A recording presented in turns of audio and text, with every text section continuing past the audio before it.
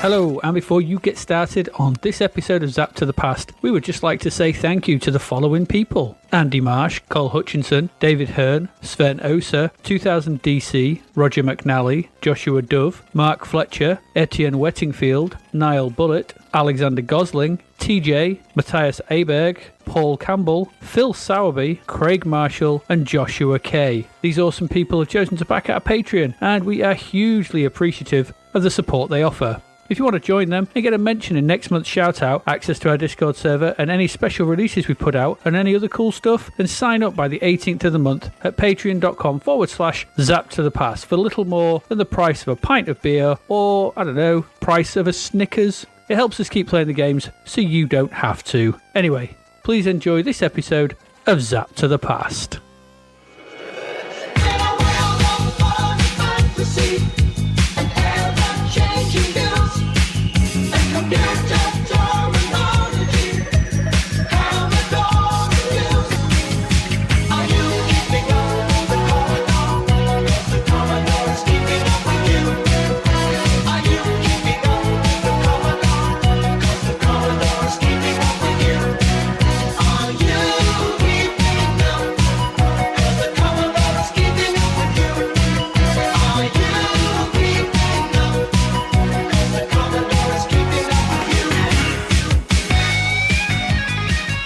Hello and welcome to episode 60 of Zapped to the Past. I am Adrian Mills and I'm joined as always by Mr. Graham Raddings. If you haven't listened before, then this is a podcast where we discuss games that were released for the Commodore 64. Last week we looked at our first batch of games from issue 28 of Zap 64, which we are in no way affiliated with, and were twisted by Thing Bounces Back, mortified by Milk Race, and loved The Last Ninja. This week we continue our look at the games in August 1987, along with what was lighting up our TV and cinema screens that month. So Graham, is it a bag of Bobby Spirals or a bag of scratchings in this episode? In this unfortunate late visit to an oddly unbranded train station cafe with dirty old fridges full of meal deals, including handmade dried up chicken and stuffing buns, dubious cheese and punched ham paninis, cheese and onion crisps only, and tasteless and insanely hot instant coffee poured from a weird giant metal tank of an episode, we summon our bravest knights, ready our catapults, and prepare to lay siege to some castles in the brilliantly cinematic Defender of the Crown, decide on our best fence-panelled defence strategy in the curious and 20 years too early Colony, and suffer intense navigational brain wrongs as we explore the brown isometric stupidity of Spellseeker. We also go on a suicidal recon mission. Yep, it's a thing now, as we try and find a way out of the coma-inducing, side-scrolling shoot-'em-up dullness of Plasmatron, get inside the head of a mad doctor and his creation for some text-based waiting around in the supposedly gory Frankenstein, and wince as yet another blocky arcade conversion forces its way out of the 8-bit poop shoot with the messy Mag Max. If that triple pack of digestives for £3 hasn't made you headlock the server, and you think that the inch-thick shortbread is looking absorbent, we remove our ears with scissors, grab a nappy, and head to the jungle on a rescue mission in the orally torturous Wonder Boy, relive the excruciating dullness and horror of the 1987 UK general election by playing a game based entirely on reliving it, with Election, before finally grabbing a serial cable and double-ending 2C64 so we can watch naff slow-moving vector graphics try and fail to simulate flight on two screens, with a novel but dreary Twin Tornado. It's a bitmap versus vector graphic bookended episode. One of them is visually compelling and engaging, the other is like wiping your ass with steel wool, painful splinters, and potential eye-watering ahead. Is it? I don't know. Which one? Tell me. I actually like both of those things, so I'm neutral. Scratchings are... They can't like anything called scratchings. I like them. The clue is in the name. They just sound horrible. Scratchings. They're not actually made of scratchings, but it's just crackling. But if you've got to name something, then would you name something scratchings? Well, yeah, they're probably not allowed to call it anything else. I don't know. Cracklings is probably better, but I think people might think they're like crackers. They might think they're like crackers or something if you do that. Maybe. Yeah, no, I would never call anything. I don't know the rules of naming of fried pig skins. It might be it's probably a name for it. And why only that? Why not chicken skins as well? Chicken crackling. Chicken scratching sounds horrible. Anyway, enough of this crackling, scratching, spirals nonsense. Let's get on. We've got games to do, and we've got a very big one for our first game. So without further ado, let's get into that first game.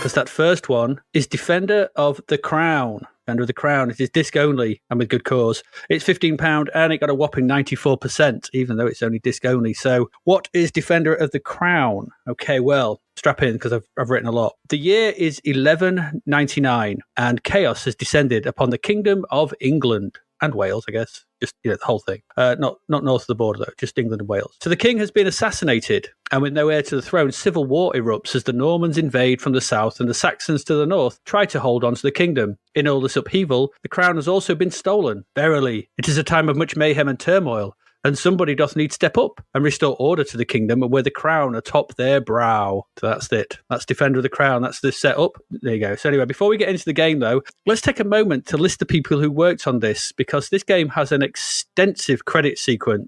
I think this is the biggest set of credits we've seen in a C64 game so far. So I'll come to why that is in a moment. So we've got, and some of these words are weird. So we've got computergrapher, Edward Chew, additional computergraphy by Peter Kaminsky, Harold Seeley, Alien Technology Group, and Dave Bunch, animation, programming, and special visual effects by Linden and Associates, art direction and special effects by Kurt Tumanian. It's based on an original concept by James Sachs. The music is by Richard Joseph, which is based on the original by Jim Cuomo.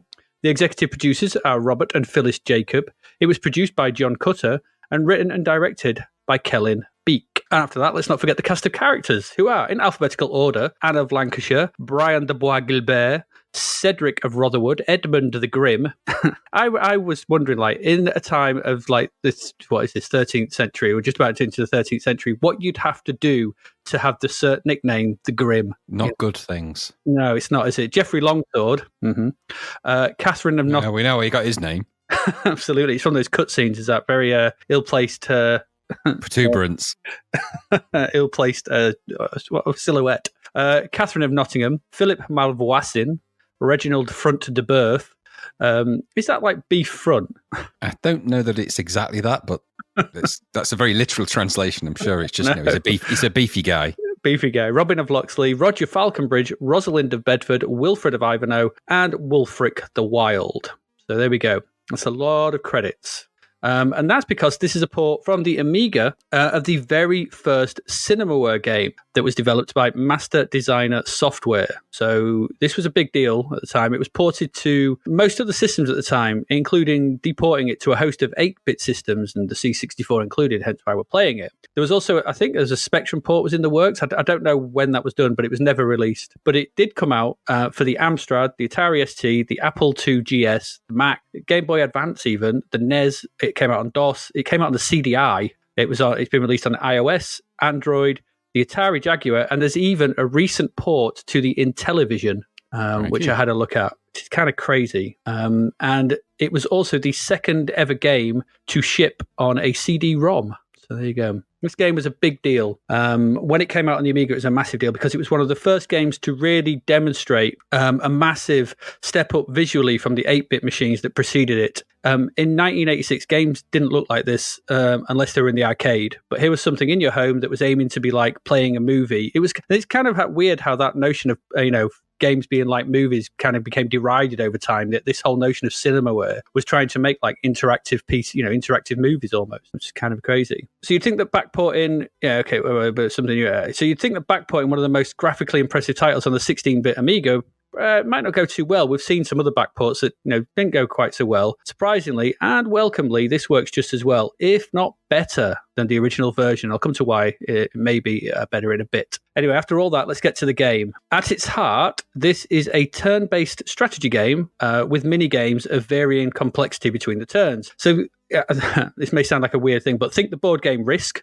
kind of what it is, crossed with, not the games from it, but your Mario Party mini-games section. So it's kind of like small games that are intersperse a bigger game like Risk. It's grand strategy broken up by small action sections dependent on what you have chosen to do in your turn. So the game begins after you've got this great credit sequence, this rousing medieval music. The game begins with you selecting your starting character from either Wilfred of Ivanhoe, Cedric of Rotherwood, Geoffrey Longsword, or Wulfric the Wild. And now each character has 3 base stats of leadership, jousting, and swordplay, which feed into the various minigames. And these can vary from strong, good, average, or weak. So, you want somebody, if you're going to base your game around jousting, pick somebody who's good at jousting, so strong jousting, or essentially just don't pick Wulfric the Wild. He's not good in anything. I think he's probably probably a difficulty slider somewhere behind all that. So once you pick your character, you stop by and you have a chat with Robin of Locksley in a nice little visual sojourn, who informs you of the king's death and the upcoming civil war. He tells you that you are the man to lead the country, and to this end, he will lend his aid 3 times in the upcoming struggle. Once that is done, it's into the game. So here we've got our setup. We've had this big set of credits. We've picked our character. We've chosen who we want to be. Robin has told us the plot, and we're into the game. So the first thing you see upon starting is your information screen. So there's a character profile pic of you, depending on who you picked. Now, you've seen this already because you've picked in the character screen. So you get the date, and that includes the month. So how much gold you have coming in each month, and you have your present total of gold. Beneath these are your ratings, as previously noted, in jousting, whatever it was, swordplay, and leadership, and the details of your army, which consist of soldiers, knights, and catapults. So you start the game in September 1199. Each turn is 1 month, and it's played out over a map of England and Wales, split into 18 counties. I'm not going to list them all, but you have Cumbria and Yorkshire in the north, all the way down to Sussex in the bottom right, and Cornwall in the bottom left. No Kent. Did Kent not exist back then? Maybe it didn't. I don't know. On 6 of these squares are 6 castles, and these represent the lords vying for control of the kingdom. Each is marked with an icon of a different colour. And it's worth noting here that the northern lords are Saxons, and they have a shield for their icon, where the 3 in the south are the Norman lords, who have a flag for their icon. I'm not sure it really matters, but it just helps you differentiate who are the Saxons and the Normans. I think it's because you can pass through Saxons. We'll come to that in a minute. You are represented by a black figure riding a horse. So this is your army and shows where you are in the kingdom. From this screen, you have 6 options. So basically, the way the screen is presented, taking up most of the sort of right-hand 2/3 is this map of England, broken down into the counties. Top left, you have 6 options, and I'll go from top to bottom, but I'm going to actually do them in reverse order when I come to do them because it makes sense that way. So the first option at the top is tournament. Then you have conquest, go raiding, buy army, read map, and pass. So start at the bottom. Let's go backwards through these. So pass just means you do nothing that round. You can pass and just collect gold. So that's it, really. You can, the months tick by, whatever. Read map. If you go to read the map, it allows you to gain information from any county. This will tell you the name of the county, who controls it, how many vassals you will get to add to your army if you take it, and how much gold it will bring in each month. This option does not use up your month, so you can browse as many counties as you want to. Okay, so anything else will use up your turn for the month. So any of the rest is going to be that's it. It's all you can do. One of these 4 things. So you can buy army. That allows you to spend your gold on new units. Soldiers cost 1 gold, knights cost 8, catapults cost 15, and castles, which you can place on any territory you control, cost 20. You can go raiding, which allows you to select an enemy castle and raid it for plunder. This starts the minigame of nighttime sword fighting. So there are 2 stages to this once you arrive at the enemy castle. The first stage sees you fighting through the castle courtyard. So there's you and sort of one of your men. You sort of into the courtyard. There's 2 enemies in front of you. You have to kill one of them and get past them. If you overcome the enemy, it's simple sword fighting. Basically, you push up to sort of walk forward and guard. You pull down to walk backwards and guard, and then you just jab at the fire button to stab away. Now, the easy way to do this is basically walk up to him guarding, then walk backwards, and then stab. Never fails. Never fails. So if you overcome that enemy, you progress inside. There's another enemy in there. If you kill him, he's usually a bit harder, so you need to save your energy for him. You need to have a decent bit of energy left. You can then plunder the castle and take their gold. Now, every time I tried it, I never seemed to get much gold for this, but hey-ho.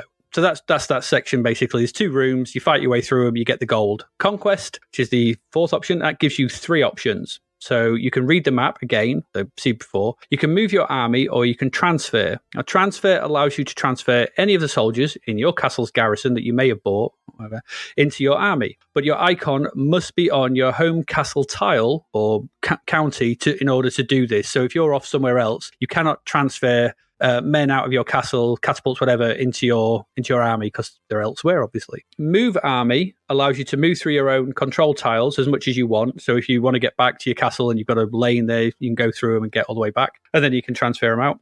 Or so control tiles, or before moving on to an unoccupied or enemy tile. If it's unoccupied, you take control, and the vassals there are added to your army. So vassals are people, soldiers, whatever. So if there's 6 in there, then 6 people get added to your army. If it's occupied, you have the option, if it's a Saxon lord, to move peacefully through or attack them and take it over. If it's a Norman, I think it's just straight up fighting. Here, a screen will be displayed with both yours and the enemy's forces on, and a series of options for you to try and sway the fight. These are ferocious attack, stand and fight, bombard, outflank, and retreat. If you win, then you take the region. If you lose, then you lose it. Simple as that. The notion is, in the instruction manual, it does say that ferocious attack is the most risky. So be wary of choosing that one, because all can, you can just go crazy and lose a fight. You can snatch defeat from the jaws of victory. I think bombard, you need catapults, and outflank is best when you've got knights in your army. But the instruction manual is kind of vague on that, so I wasn't quite sure. I'm just assuming by the notion that outflanking with infantry sounds weird. To attack an opponent's castle, so if the tile you wish to move into has a castle, and you've got to have a catapult. You can't go in unless you have a catapult. If you do, you can try and capture it. So here you must first break down the castle's walls with well-aimed catapult throws. You can choose from boulders, disease, or Greek fire to lob at them. So essentially, you just pull the catapult arm back with the joystick and you let fly. Now, there's certain distance, so you've got to pull it back. You've got to knock the wall down bit by bit. And so there's a certain where you've got to pull the catapult down. Each time is different because you don't obviously want to fire it as far to knock it down bit by bit. After you've got 6 attempts at this, and after 6 days, which is 1 attempt a day, you head for battle. And depending on the damage done, which impacts the weakness of the opposition, they'll have all their troops inside their castle. And it's harder to attack in a castle if you haven't broke down the walls, if you haven't lobbed disease in, you're not burnt them up with fire and things like that. So you need a decent army, and you need to do damage if you're going to try and win this. So if you win, and this is the central castle of your opponent, remember you can take other castles, so it's not your home base. But if it is the home base, you take it and all the land they control, which could mean loads more gold and loads more men. Or you just see them all flick to your colour, which is kind of cool. So that person is then out of the running. They're no longer, in with a fight to get the kingdom and the crown. The final option is tournament, but only if you have enough money. So a couple of times it didn't let me. Then I had a certain amount of money. I'm not quite sure what the limit is, or where you've got how much you've got to have. Do you know? I don't know what it is. So no, I don't. Sometimes it said at one point you don't have enough cash. I was like, oh, I want a tournament. Anyway, you've got to have some money. So choosing this gives you 2 options, and that is to joust for fame or land. If you choose fame, I think it's for cash. You get some money if you win. If you choose land, you select a territory of an opponent, and they select one of yours.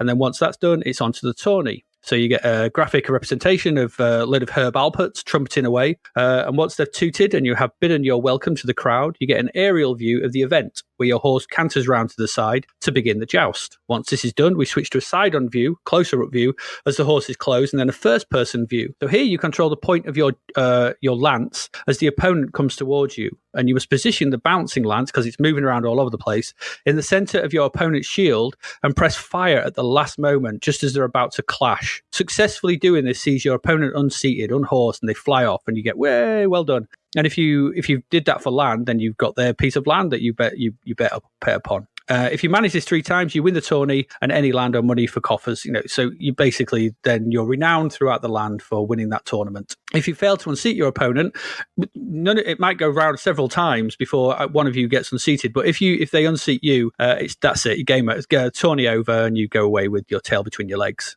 Once you've done one of those things, the turn is over. So whatever you choose to do, the turn will be over. Here, once that's done, the 5 opponents do their thing. So this may be attacking each other, attacking you, taking over castles. They can throw tournaments, and so on and so forth. So essentially, this is the end of the turn, and where all the other people get to do their bits and bobs. So once that's all done, the next month rolls around, and then it continues. You get your gold. So depending on how many territories and how much gold you get from each territory, that gets counted in your coffers, and you start again. You can choose one of the options to do again, and this is how it goes. This is how it sort of loops round. The aim of the game is to take all areas of the country, or knock out all the castles, basically, because if you knock out all the castles, you'll take all the areas. And crown yourself king, and you do this by the various options open to you. There is more, though.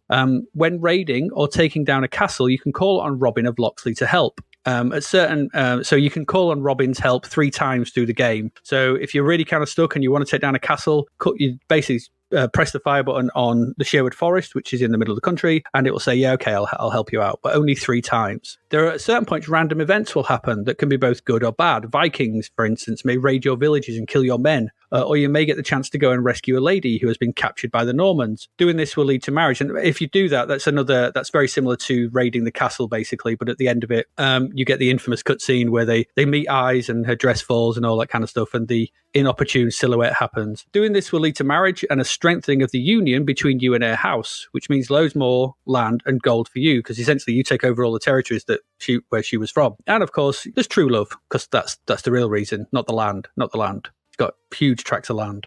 So that's the game, basically. That's it. The presentation throughout this title is top notch. And whilst obviously it's not as impressive as the Amiga version, let's cut to the chase. We're talking apples and oranges, two different, very different machines. There's still images of trumpeters, the jousts, the castles, the character portraits. The visuals in this game are incredibly well done, and they're consistently well done throughout. There's nothing bad about any of it. Everything looks the part. Everything feels right for the game. The music is suitably medieval. So Richard Joseph has done a great version of the Amiga originals. These fit really well. They fit the game perfectly. It's hard as well. This is not a game you're going to walk through. You really need to think about what to do. This is very easy to get savagely overwhelmed and destroyed in no time if you don't consider each move and what it will gain or cost. Make the wrong move at the wrong point, and you just see the armies around you just grow and then you go up against someone and they've got like 30 soldiers, 5 knights, and you're done for. Now, we've never really covered strategy games on the podcast, but I think this one is different enough to sort of warrant it. I mean, it's in the main chunk of the magazine, and I think they wanted to cover it as well, because there's something about this game. It manages to merge the line between strategy and arcade and wrap it all up in some of the best visuals we've seen on the machine so far. So there is an argument here that the actual playing of the game is rather simplistic, with the mini games offering little depth to them, but I kind of think that misses the point somewhat. It's easy to look at this as one element of this and pull it apart, and they are. The raiding is 2 screens just fighting through them. The jousting is you try and get your joust in the right point, and the catapult is just one pull down, and once you've learned them, it's fairly simple. So you can see if you pulled it apart, but it's the fact that all these small components fit together so cohesively that none of them feel inadequate or overlooked. It all gels perfectly well together. If the raiding took longer, I think it would feel intrusive. It would break the flow of the game. It would take too long. It feels perfectly weighted how long it takes. If the jousting was more complicated, it would feel overdone. You don't have to worry about it. It's just one thing, point and click. If the battle screen was filled with more options, you could feel overwhelmed by what do all these options mean, just having the 5 and that graphic representation. It's why it works. It has the balance, I think, right between the grand strategy of the overall campaign, the risk side, and the fun diversions that are the mini games, and it managed to do it all whilst this Cinemaware title, it's there for a reason. They're harking back to the films of Errol Flynn, Douglas Fairbanks Jr., and as you particularly noted out, the film Ivanhoe, the 1952 film starring Robert Taylor, where it takes loads from all character names, loads of stuff from there. It succeeds at being a solid game and a piece of interactive fiction. This is what Cinemaware clearly was set up to do. So I think this is a great game. I thoroughly enjoyed my time with it, and I think it's easily stood the test of time, and found myself wrapped up in this medieval tale for quite some time. I still haven't completed it again because it's bloody hard. And it's also, for me, looking at some of the bits, I had a look at the Amiga version on YouTube and read around. It seemed that the Amiga version was released unfinished. So there were bits in the Amiga version that were not done properly, and they've been sort of added back into this. So you get graphics for the battle scenes, you get health bars. I can't imagine no health bars on the raiding sequence. It's kind of crazy. You need that health bar to know when to attack and when to push and when to not push. Yeah, while it may not have the bling of the Amiga version, there are numerous little touches they added in between the two versions that this one, for me, feels like the version to play. It just worked, and it worked perfectly. It's just a sumptuous game. And I was quite surprised. I was thinking, is it going to stand up? Am I going to enjoy this? God damn, yeah, I love this. Can't say much more positive things about it. Interesting fact, though, the Amstrad version's really quite nice as well. And the port to the Amstrad was made by Ubisoft. There you go. Weird. What did you think? Did you enjoy your time back in medieval England? Defender of the Crown's always been a good game. It was the game that sold me the Amiga long before I got an Amiga. It was one of the first 2 games I ever saw, one of the first 2 things I ever saw on an Amiga. Games-wise, it was this, and I saw, I think, a version of Starglider amongst the famous Commodore stuff. So I'd been sold on, not so much on the game, but the look. It must have sold thousands and thousands of Amigas, Defender of the Crown, just because it looked the way it did. It was the first sort of game that shouted 16-bit, I think. Absolutely. So, and it was weirdly one of the first games I ever got on disc for the Commodore 64. But in fact, it might have been the first game I got on disc for the Commodore 64. Now, I'm not going to say that I had a legitimate version. At this point, legitimate versions of disc games were less important to me than getting the alternative releases that were out there.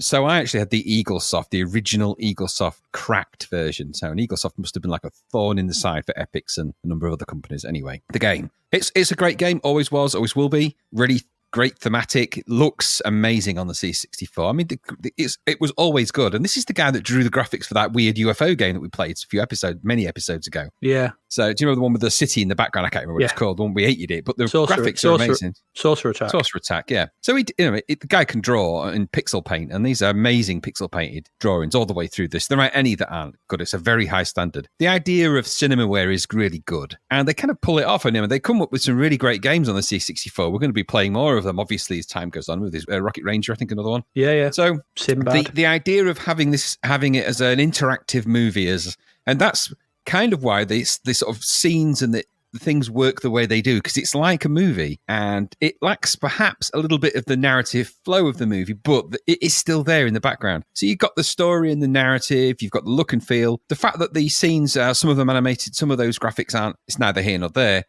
All the characters and everything else, they're ripped out of another movie. It doesn't matter. It's all part of the fun of this. So it still remains great fun. On replay of this, I was straight back into it. It takes no time to get into Defender of the Crown. It is a tough old game. There's no denying that. But it's one of those games, I think, because I actually forgot about a lot of the little mechanics and nuances, the little text bits that you get between some of the graphics, the little musical interludes. That amazing bit when it sounds out for the jousting and you get that image of those sort of trumpeters, and just you forget stuff like that. You forget all the little nuances, that the things that it throws at you. By the way, just as a very interesting side, or maybe not interesting, I don't know if you know this, but when they held jousts, the people that jousted, if they had no banners, so if they were just jousting like people who wanted to go to joust and try and win stuff, because that's how a lot of these people were a bit like touring jousters. They were known as lancers, the people who did that, and the people who had no banners were called freelancers, because they could do whatever they liked, and that's a term that we use to this day. Just thought I'd throw that in there. I did not know that. Pub Makes quiz sense. Winning gold. That is. Anyway,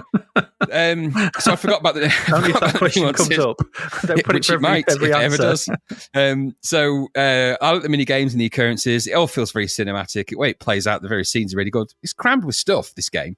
So I really liked it, and I liked it back then. I liked the battles in it. Some of those bits are the most visually weakest bits. The battle where you've got the horses to the left and the stuff, that bit. When you're firing your catapult at the castle, and that great moment when you go into the second room during the sword fight, and there's that big shadow, or the cast a big long shadow on the wall. Just stuff like that. It's little details like that really make this game. So it's a great game. Always was, always will be. There's a version on the iPhone, I think, of this. It's pretty much out iOS, There's even a free version online. It's like a web browser version of it. So, go and Google these things. You'll find it. There was semi-nudity in it, of course, infamously. Now, I had, in my mind, I had a more graphic bit of nudity than there actually is, because it just sort of a dress drops down, doesn't it? It's a bit of arse crack, essentially, which is like, it's a nice arse crack, but it's arse crack. But I remember the Amiga version having more nudity in it than I've seen, but it's impossible to find it, and I'm not going to go and play, because it's really hard on the Amiga to play. And like I said, possibly because it was unfinished, possibly because it was really tough. But either way, good old game. The strategy sections aren't so difficult. It doesn't go so deep into strategy, into the weeds of strategy, that it puts you off playing it, which it could easily have done. So it just skirts the edges of it, having to select a few things and then manage those parameters. What a great game. No, I've always liked Defender of the Crown. So what's not to like about it? Got to love a bit of the old medieval jousting and that. Good fun. Yeah. Yeah, really good. Go play it immediately on whatever format you can think of. Because it's on everything. It is a CDI version, which I've played. We have played, me and you, we have played the CDI version. Did he have that? I can't remember. Yes, he did. Wow. Our mate who had a CDI, two mates who had it. They had every game on the CDI because there was only about 9, so they had to collect. Absolutely, they had them all, including that weird, Inca-based flying space boats. But that's a whole different game. So. Yeah, there was that one where I turned Leon Britton into a toucan as well, wasn't there? That was the image manipulation software you got with it. Yeah, that was kind of weird. But yeah, great game from the ground. Go play it. Well worth the 94% you got. Well worth it. Yeah, absolutely. I think this is I think if this had maybe been cheap, gold medal. I think maybe should be probably potentially a gold medal, and I think also definitely gold medal. And I think just as a final sort of thing to think of, you spoke about last episode about how Last Ninja captured atmosphere, and games very rarely do that. Well, Defender of the Crown comes along, and here's another one. Buckets of atmosphere. Very important. Absolutely. It's interesting as well, I think, that we're allowed in 2 games that are not it's hard to it shows what you can do, sort of thing, with when your mechanics are not that, we don't laud Last Ninja and Turn of the Crown for the gameplay so much as to how it all feels to sort of play as a whole. So it shows that there's as long as if you can get those outline bits right, and as long as everything just works, it can be simple. Keep the gameplay simple, but everything's the best way. Yeah, but then and then just sort of surround it with some of the best visuals on the system. That kind of helps. Absolutely. But yeah, there we go. Defender of the Crown. We defended its crown, and it is very good. And you should go play it. So there you go. Ooh. So let's move into our next one.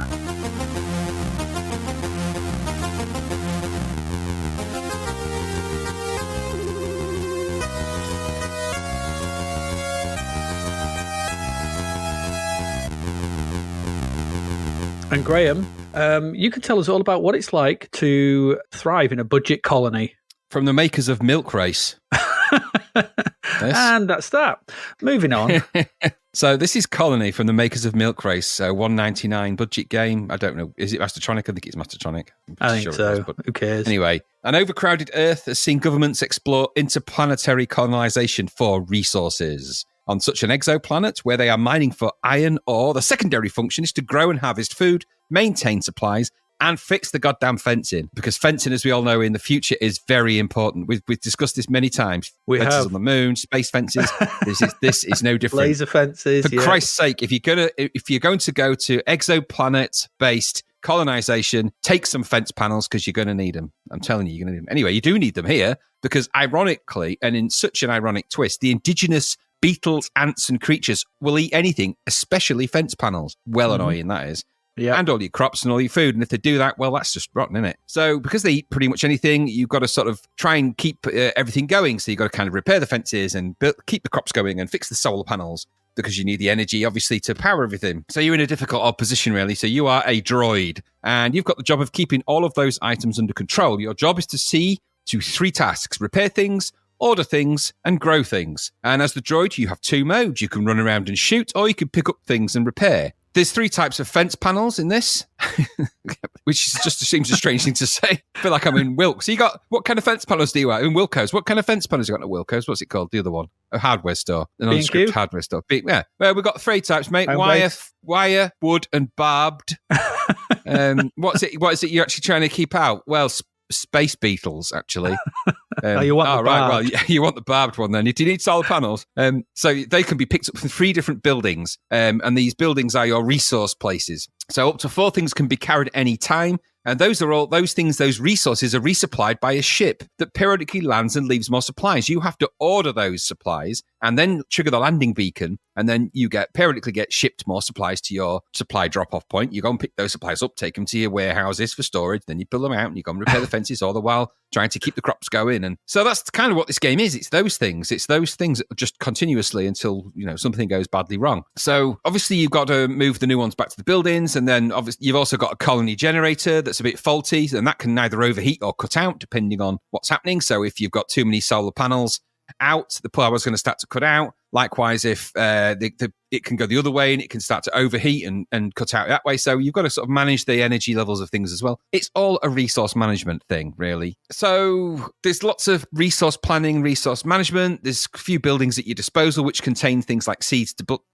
you can plant and grow. Obviously, solar panels to harvest energy. There's weapons in there. There's sort of weapon turrets that can shoot. So you have to go and press the button to shoot them as the beetles and creatures advance upon you. Quite a large map to explore here. So you've got to do all of those things and manage that process. If the bugs break in, they can start to eat through your crops and things. So you've got to kill them quickly. And then you've got to try and repair the fences. They will break the fences down. So you've got to decide whether you're going to put in a different kind of fence. Now you can do that. Honestly, the fencing issues you have in this game, I tell you, it's hard to get some supplies into intergalactic fence panel distribution is not what it used to be, I'm telling you. So it's a resource strategy game. And there's some interesting things to note about this. Now, before I dive into the fact that it looks like a piece of crap and controls really badly, there's some interesting things about this. So this is a resource strategy game, and it predates pretty much any of the resource strategy games I can think of. The main window of the game is your play area, where you move your little robot around the colony doing your little jobs. The various creatures will appear in or around the colony, leaving you to deal with them, and all while you also go around fixing the fences and doing all that stuff. The graphics are blocky and wouldn't class them as well drawn, particularly. And the movement is quite clunky, but it's passable for what this kind of game kind of is. It's passable. It's not, doesn't require lots of smooth scrolling, crazy sci-fi mastery. You know, you're just going around fixing fences at the end of the day. The top of the screen is your UI and your radar, giving you the core stats around your shield, laser, status of your beacon, the droid and your power, the ETA of your supply ship. Very important that you need to know that because, you know, did you get what you ordered?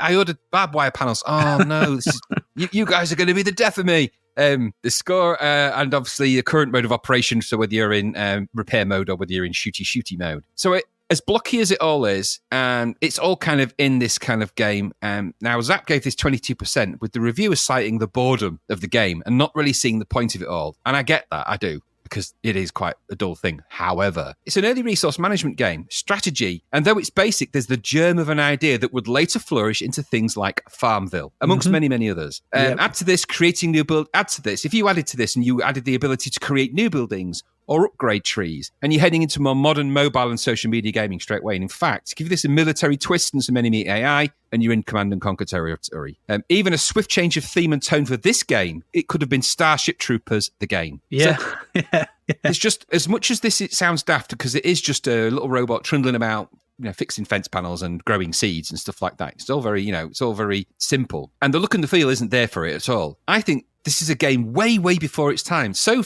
before its time that I don't think Zapped really realised what it is, because the world just wasn't ready for a game like that at that particular point. Later down the line, these games are multi-million pound crazy games. You know, Farmville went from 0 to 40 million turnover for that company that made that, or even more than that. It was ridiculous. Yeah. So I think it's a game way before its time, and in that small space, I think it's probably quite an important game in the great scheme of things. I don't normally go for these kind of games at all. I've never really been a fan of resource management games. I like Command and Conquer because I like that military theme, and I like that, and I liked Dune 2. Maybe I do like them a bit more than I think. I think I have to have a bit more in it for me, other than just, you know, looking after the seeds and fixing the fence panels and stuff and all that. But there's an important aspect to the design of this game. There's an important place for it. I'm not sure where it sits. It's an oddball little thing. Really weird. I got hammered by Zapped. I think they've been a little bit unfair to it, but I suppose they're reviewing it in the context of the time and the game that it is. I think this is an important game. I just don't think it was. I think it's way before its time. However, I didn't really like it, but I don't like these kind of games anyway. But what about you? Pretty much exactly the same. It's by Bulldog, this, by the way, not Mastertronic. But yeah, so it doesn't look particularly great. I thought there's a strange, it's because you've got the weird, it's kind of got an isometric viewpoint, hasn't it? Or a sort of ultimate play the game viewpoint. Yeah. Sort of depth, but the movement is, you know, up, down, left, right, straight up, which kind of doesn't work. I was like, so that kind of hurt a bit. So it makes navigating it awkward. It doesn't sound great either, because it's, you know, it's just a series of bloops and bleeps and whatever. So the idea, as you said, to keep the colony ticking over by killing the encroaching aliens, which looks like various insects. You do this monitoring the power supply, building fences, shooting aliens, planting crops, so on and so on. And as you've noted, a supply ship will appear, you get new stuff, you order stuff, and it goes on. There's a little more to this. It just goes on and on and on, and your mileage will vary and just how much you appreciate the endless grind of this kind of thing. And exactly as you've noted, I've written exactly the same thing. In that respect, what we have here is a very, very early example of games like Farmville, Harvest Moon, Animal Crossing, Stardew Valley, and all those kind of games where the game is more about keeping you doing the same thing over and over and again. That's what this genre is all about. And the idea is the core loop of countless mobile games. Countless. I mean, not just Farmville, but hundreds of them. Oh, there's loads of them. It's ridiculous. And all those early Facebook games and stuff. It spawned a genre of those games. Yeah. And it's a concept way ahead of its time, because the problem with this is that obviously those games had that sort of online component, and they were fully online, and it was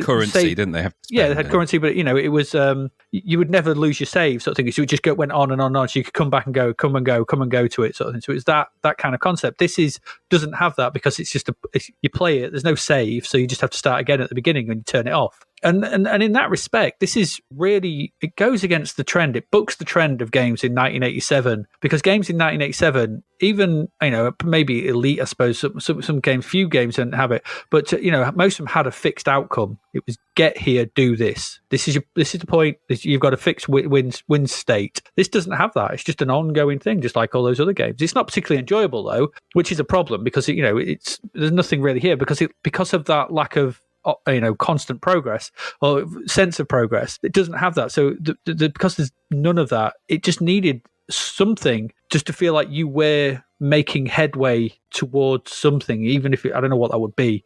So it's lacking those little things that would have. It's lacking direction. It's lacking online functionality of being up against your friends and stuff. And like you said, like I said, it's 20 years too early. So as an early example, though, it's an interesting note in that kind of genre. And I bet there's other ones out there doing similar things, but we just haven't hit. But this is really one of the first ones we've kind of come across in this, plant in building.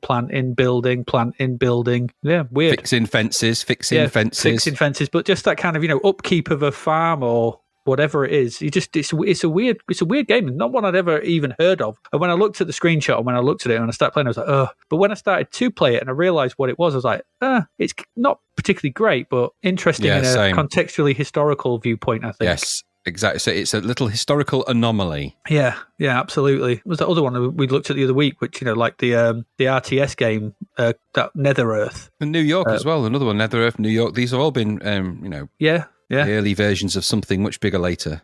Indeed. So there you go, Colony. It isn't great. 22% is too harsh because I think you bang on that. I don't think they knew what they were looking at. And it, would be worth, if you retrospectively looked at this and went, add an online, shift this on a mobile, add an online component, and you won't have to change ball much. Game. You what? Sorry. Very different ball game. Yeah, absolutely. Yeah. Shame. I mean, weird looking at this compared to Milk Race, which was crap. Oh dear. Without an idea. Think about that. Yeah, let's not. There you go, Colony. Interesting. An interesting experiment. So there you go. Let's move along.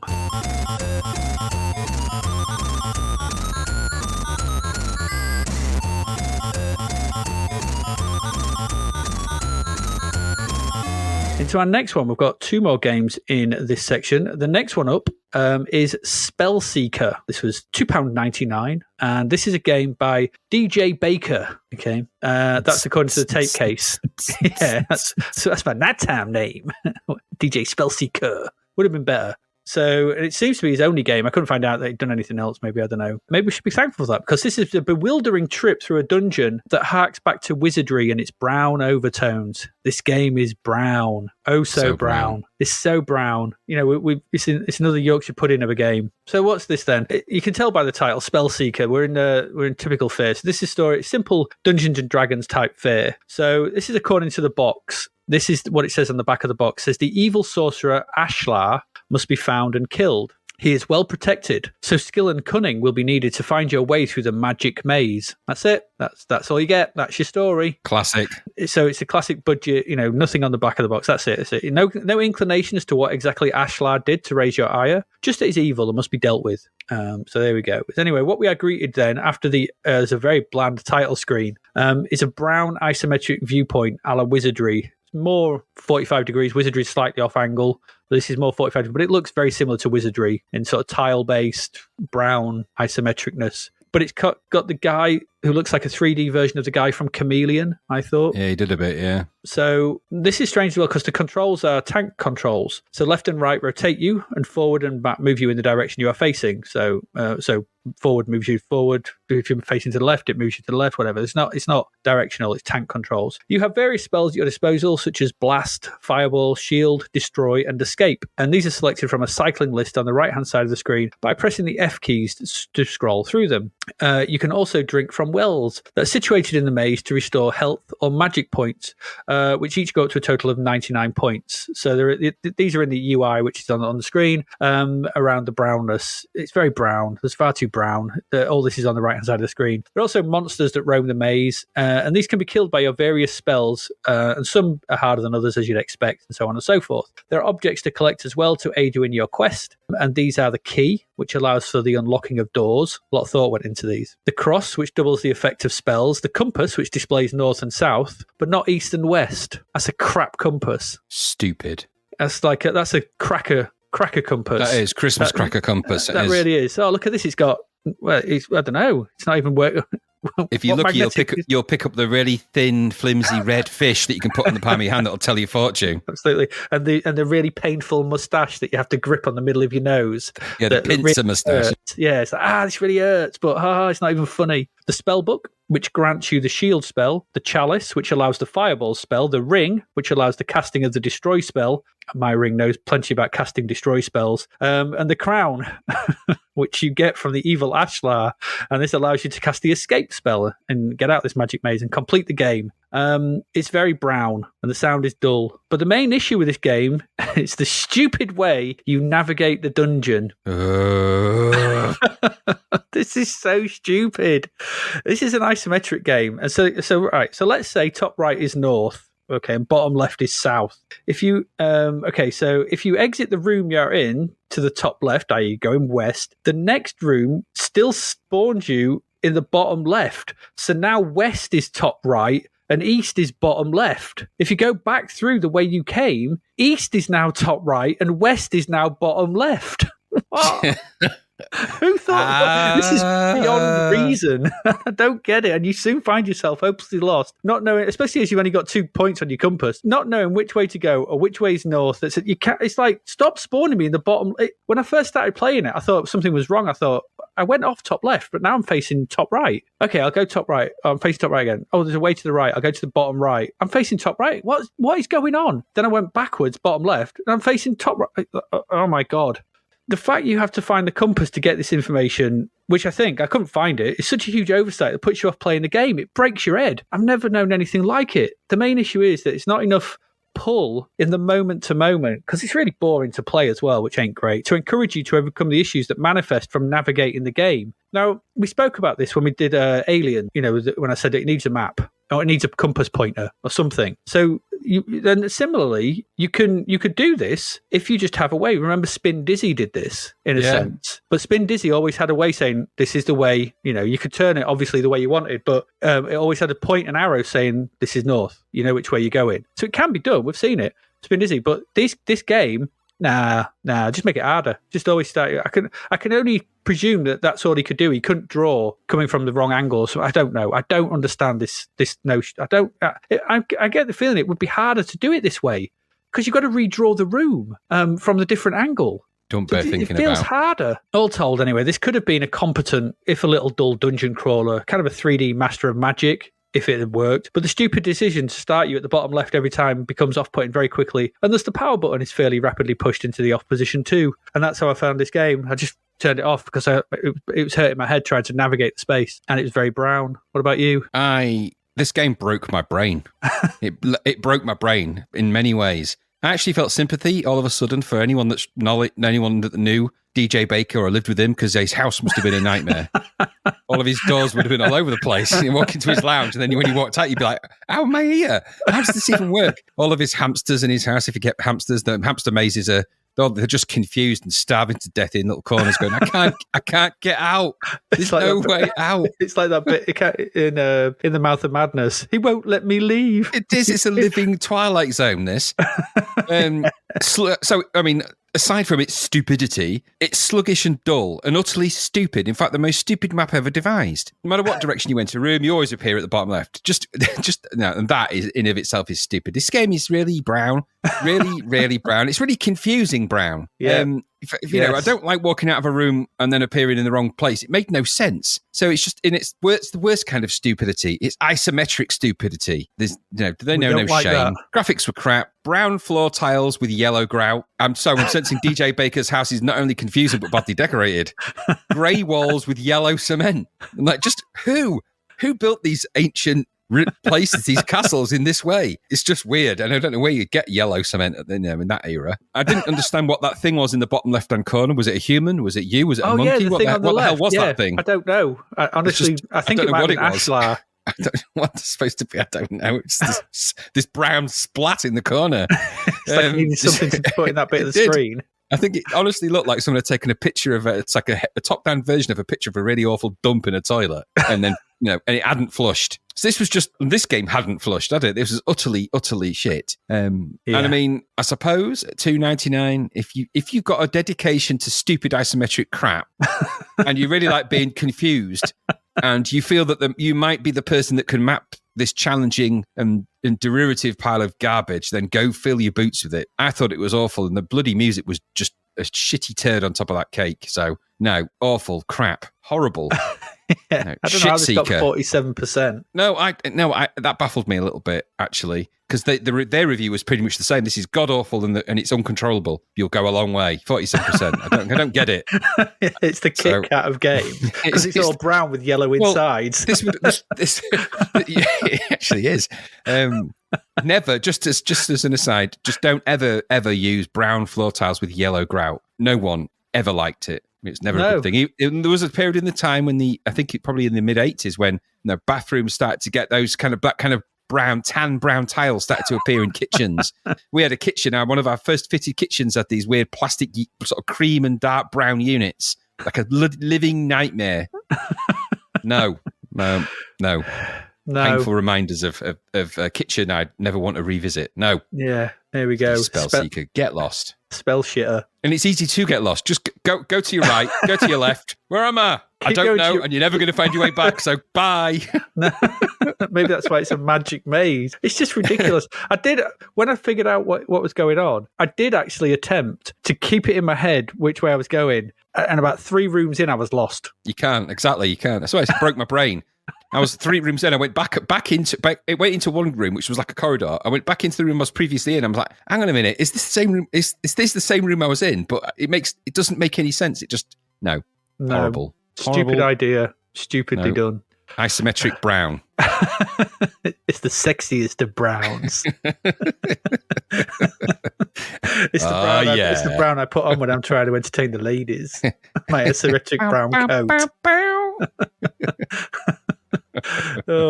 Awful crap. Spell shitter. There we go. Let's move along. We've got one game left in this section, and then we're into films and TV, so let's move along quickly.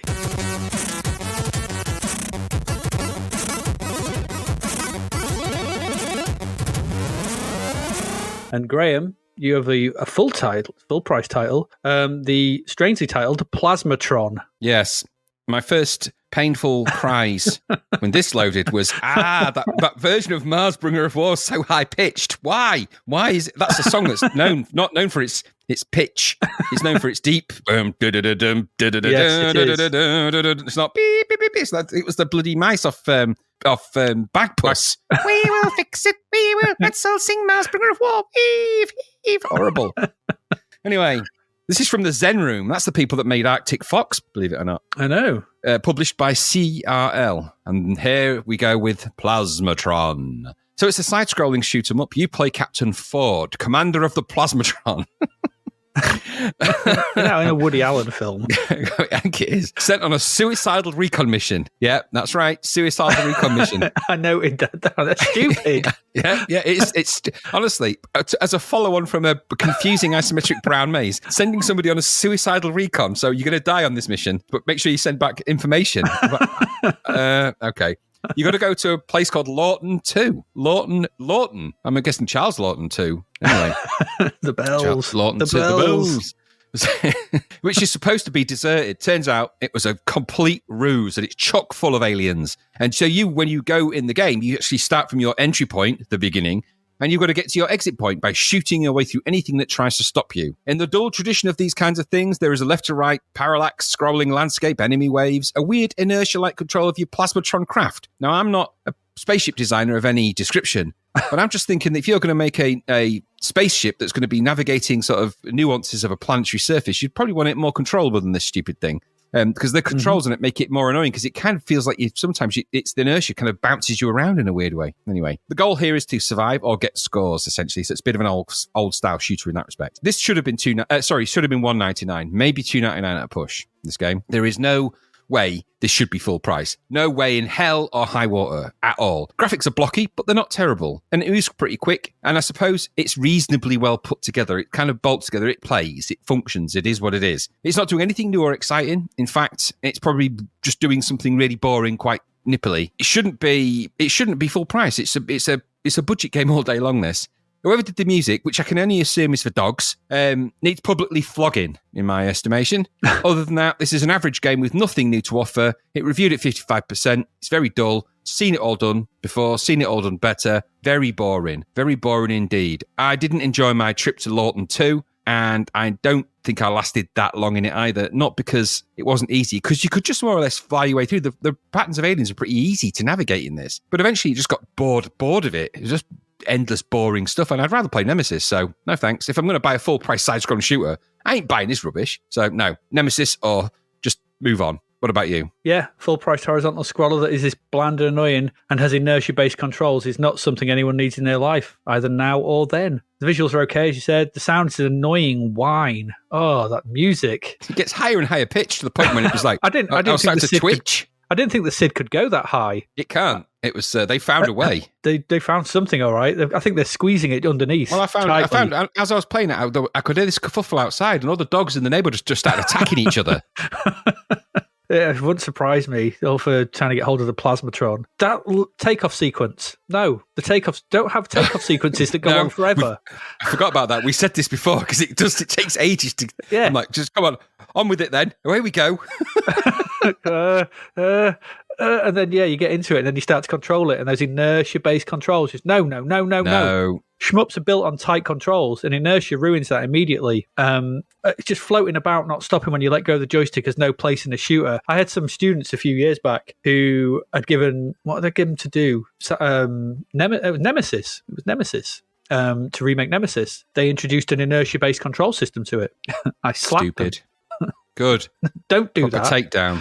Oh, Jesus. Add to that, it's immediately counteracted when you pull in the opposite direction. So it doesn't have inertia. It just That's what I said. It's just annoying. Yeah. Yeah. It makes it very unpleasant to play this. I felt it's very unpleasant to control. It didn't feel like anything. It was like, ugh. There's no joy to be had in the shooting because the dull enemies. And there are far better full-price shooters out there by now with both Nemesis and Delta, just two that spring to mind. And if you want some cheap blasting, go buy Warhawk or something. If you just want to shoot stuff cheaply. Yeah, absolutely. There's loads of that this is just averagely boring. 55%, but not for $8.95. If it was $2.99, you cut it some slack. But it's a non-starter. It's a non-starter back then. It's also now, and also that stupid plot is stupid. Stupid plot is stupid in stupid plot horror.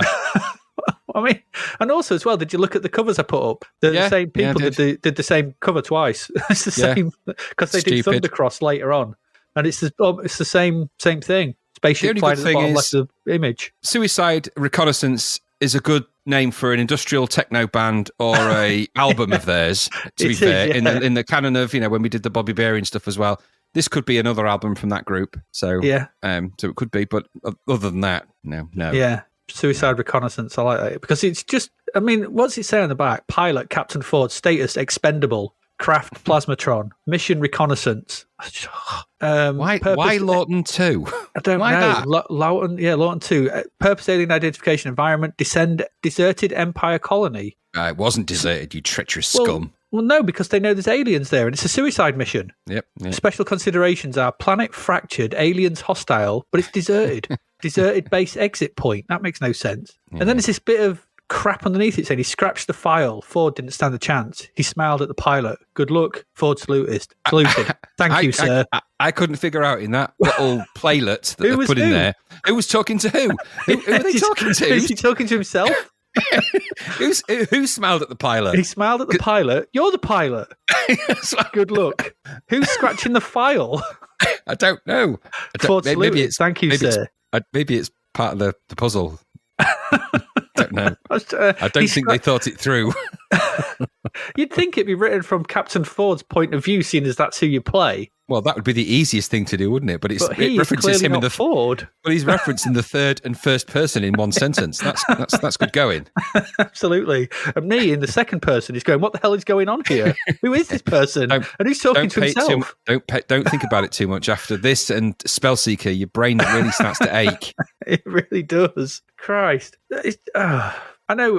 It's it was the Wild West. It was the 1980s. Anything went, but don't mix your tenses. Don't mix your people. Mixing your tenses would be the least of their problems. That's just the beginning.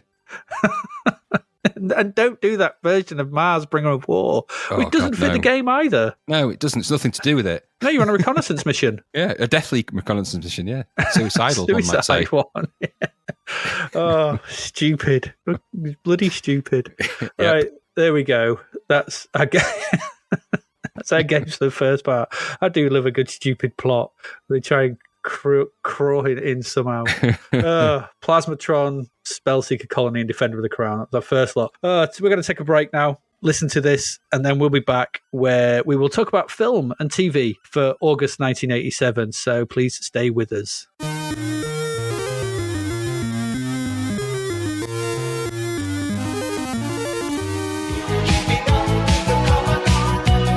Hearty meat pies to our amazing sponsor, DavidHearnWriter.com, where you will find bargain books, ebooks, audiobooks, and more. I think we should listen to a sample from his brand new book, Escape from the Commodore 64. Let's go. Abruptly, she was a fly on the wall once more.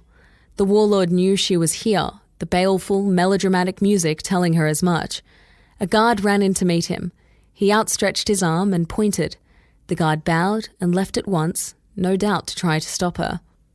Sarah's breaths quickened as she returned to her running stance and made haste.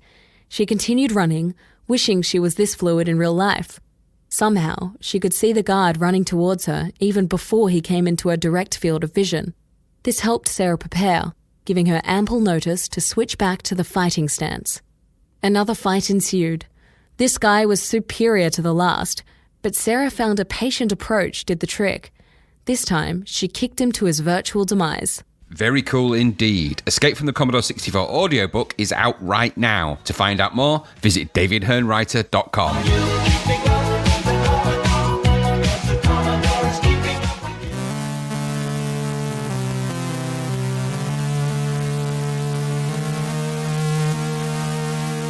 And we are back. We are back, and we're going to be looking at film and TV in August 1987 in UK. What was lighting up our TV screens and what were we going to see at the cinema?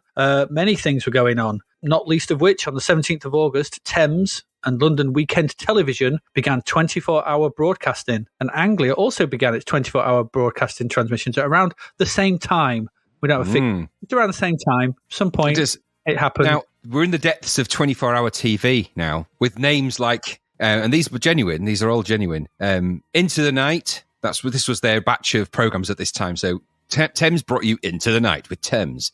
It was 3 till 6 with LWT. It was Nighttime with Granada and Anglia. Anglia actually changed theirs to something else, but it started out as Nighttime. And it was Night Shift with Yorkshire TV, which is what we would have probably experienced more of. Yeah, probably. Now, apart from the fact that these all sound like dodgy 80s strip clubs. They do, yeah, really do. And they all had really kind of, they're all supposedly overnight, over the night things. They actually, most of them stopped at 4 a.m. and then it switched to like Job Seeker and stuff. But anyway, so there was always a weird sense of subversion to these late schedules. It's like they shouldn't be on TV. No. So after a set time, it was all legitimate TV program up to about midnight. And after that, it was like, and now we're going to switch on to sleazy mode. ITV is going to go to night shift now. Redford took his tie off. Yeah, absolutely. It's like things are going to get a bit blue. So the TV shows that they ran were weird. Now, I didn't remember a lot of these, but you've got things like Street Cred with Paul Thompson, whoever that is. Video View with Steve Allen and Kate Davis, whoever they are. Roland Riveron in the Bunker Show. Tim Westwood's Ensign Radio, Emma Freud's chat segment, Pillow Talk, which I remember vaguely. That. I do remember that. She would be in bed with someone, won't she, and they'd just have an interview in bed. Yeah. Jeffrey Cantor's video segment, The Axeman, whatever. Barbie Wilde's video review for the small screen. Who? So what I mean, it's all got a bit... It was Barbie Wilde. And then The Alphabet Game, hosted by Nicholas Parsons. What was he doing up that late? He was old back then. Cult TV series like Captain Scarlet and the Mysterons and Batman were frequently seen. Now, then it's frequently seen. I would substitute the term never seen because they were never on any late night one, at least not in our region, as far as I'm aware. And originally, of course, there was on Sunday nights. You got classic movies and stuff like that were shown, and they actually expanded to other regions. And then by sort of 1988, the programs had settled down a bit, and we started to get things like The Hitman and Her started to appear at some point. WCW Wrestling, America's Top 10, Trans World Sport. You're never going to sleep again if you watch that. Well, once that starts, you've got to watch it all the way through. It's so loud, yeah. I know, and Trans World Sport doesn't sound as progressive. It's not as progressive as it sounds. The wording of that now has changed somewhat, hasn't it? So, absolutely, it wouldn't be that now. And then US shows like Sledgehammer and stuff appeared. I always felt, I don't know if you agreed, that they never really seemed to know what to do with that slot of time. They're just sort of right. We're going 24. Everybody okay with that? Yeah. What we're going to do? Is Steve Allen and Kate Davis available for Video View? Is Barbie Wilde about? Get Barbie in. Barbie. She can review things for the small screen. What do you mean by small screen? I don't know. Portable TVs? I genuinely don't know. We don't know what to do. Watch something on video. There was that weird Welsh video review. Do you remember that one? Yeah. There's those two Welsh guys who did that sort of video review show. Yeah, the angry Welsh guys reviewing. There was that one with there was Collins and Mahoney's movie club at some point, I think. There was as well. Late at night. There was the many faces of Power Hour. Yeah, there was Power Hour. Well, it started as Power Hour, and then it became Raw Power. And then which was Music Box, because there was bits of that being simulcast at one point. It was all, that's what I mean. So it's all changed now. Obviously, now TV's basically now they struggle. They struggle now to fill it with anything other than utter garbage. So, and infomercials, the endless infomercials. Now, my gosh, I have honestly nearly bought so many X5s from that crazy guy. It's like, you brushes away with all the water, because they're not allowed to say water, are they? There's no T's. They've got to change all the T's become D's in those. Even though he's an English guy, that makes him sound kind of weirdly half American, even though he's not. I'm going to use proper steam, 100% steam and water. It's all the water in the world. So it's weird. Anyway, that's what is this you've nearly bought? An X5? It's a steam mop. So honestly, why do you need a steam mop? Sometimes, and I don't know how you do it, but if you're up late, if you can't sleep, you fall into the infomercial coma. So you sit there and you go through the regional channels. There's nothing on any of the Sky channels at that time. It's just it still remains the dark zone of TV. It's like it switches to the dark web. I think and then you find yourself in the nosebleeds and the challenge. You're like, what am I doing on crime TV? And then it's like top 10 worst serial killers. Like, I don't want to watch that. And then you flip a channel, infomercial, and it'll always be a bloody food blender or an X5 mop, a steam mop. And there'll always be a part in those infomercials as well where someone's doing something really stupid that no one ever does, just to justify having the item itself as well. Yes, I didn't realise that taps weren't as clean as they needed to be unless you clean them with full pressurised steam. Absolutely. And luckily, the X5 comes with a number of attachments, which for you get free if you order it in the next hour. That's true. I do think one of the best things I've ever done is got rid of TV. I just don't have it anymore. Because you've cancelled TV, haven't you? You've cancelled culture. We've cancelled the TV license for those international viewers. We have to pay a TV license. We just got rid of it, so we don't watch terrestrial program TV anymore. It's no, exactly. We just found there's loads on, but nothing you actually ever want to watch. So all you find yourself doing is exactly what you said. You're just pressing up, and hoping you land on a channel. Exactly, you start channel surfing, but it's not even that. It's not even like surfing anymore, is it? It's like going through it is a weird sort of pain barrier you go through, because as soon as you hit like channel, as soon as you get past Dave, it all starts to head a bit downhill, and then when you get into the you get to the nosebleeds, and then you find, because you've already been boxed up, you would have already been box set hunting by now on Netflix and Disney Plus. You think I haven't got time to commit to that. I just need something that's going to occupy my cup of tea time here before I go to bed or whatever. And then, if ITV4 is not showing a Rambo film or something like that again, you've or got Matrix, or something. What they always show, they've got about 10 films, and they just always show them. So if they're not showing that, you shit out of luck, and you head on upwards, and then you find the horror that is the regional broadcasting. Oh, don't! And then you get someone being interviewed in some crappy studio from talking about something just dreadful. Well, this is why I find myself watching things I've watched a million times. The other night, this is no word of a lie, I'm sat there, had a bit of time to kill, I ended up watching Blackadder. And I'm like, when was this made? I'm thinking, there's nothing wrong with that. I was even watching Hitchhiker's Guide to the Galaxy. I've been exploring quite a bit of BritBox. But that's what I mean. There's nothing on the later channels, these latest things. This feels like a right whinge. But there's nothing on. There's nothing on. It's our podcast. Whinge as much as you want. Yeah, there's nothing on. And it began with this 24-hour commitment from ITV. That's why, to bring it back full circle. Well, it began here. It did, but it also, it also, when channels segmented, when they all went off. So instead of just having BBC One and BBC Two, you got BBC, CBeebies, and all those kind of, BBC and BBC Three, BBC Four, CBeebies, BBC News, BBC Parliament.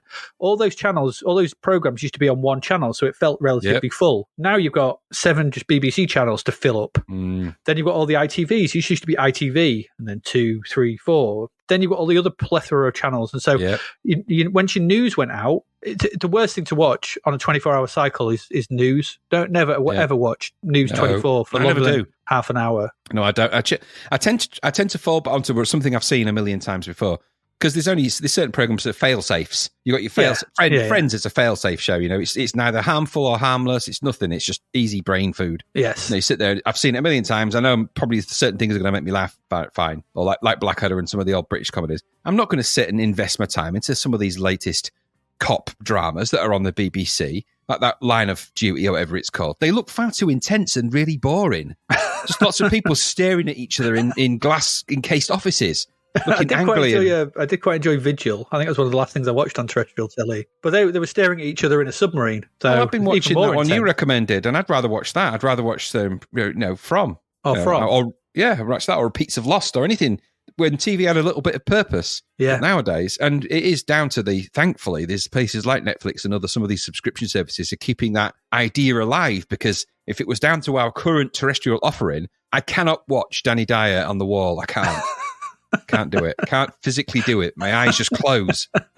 I can't watch it anymore, Ian Beale. I accidentally caught a bit of that show. I don't know if you've seen it. He talks to a giant wall. He talks to it. All right, wall, you better do something. He talks to a wall. It's a giant. It's. I don't have telly, so I don't know what you're talking about. In this show, there's it's a game show called The Wall, and you know that pachinko machine where they drop coins and it bounces off the little pegs and it lands in the. It's a giant one of them. It's a wall where they play giant pachinko. Oh, they love giant things like giant tipping coins, and it's Danny Dyer.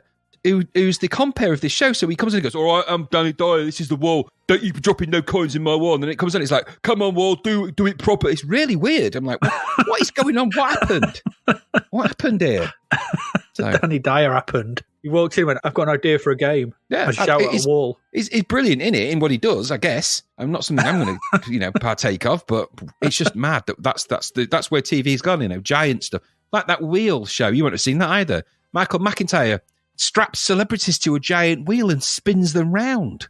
No, and then it's a competition. It's just spinning of things and questions and spinning. I'm like, what? Why? The worst one that I've seen or caught recently, maybe through Gogglebox, which I just watch on all four, is The Masked Singer. Oh, What's I don't get it. I do not get it. It's like there's just some person comes on in a massive suit, sings, singer, and they have to guess who it is, some celebrities, and everyone gets really hyped up trying to figure out who it is, and then they pull their head off, and it's like, oh, we don't know who that is. And no one cares. Yep. No one wins anything I can make out. No one cares. Oh, entertainment, that. What?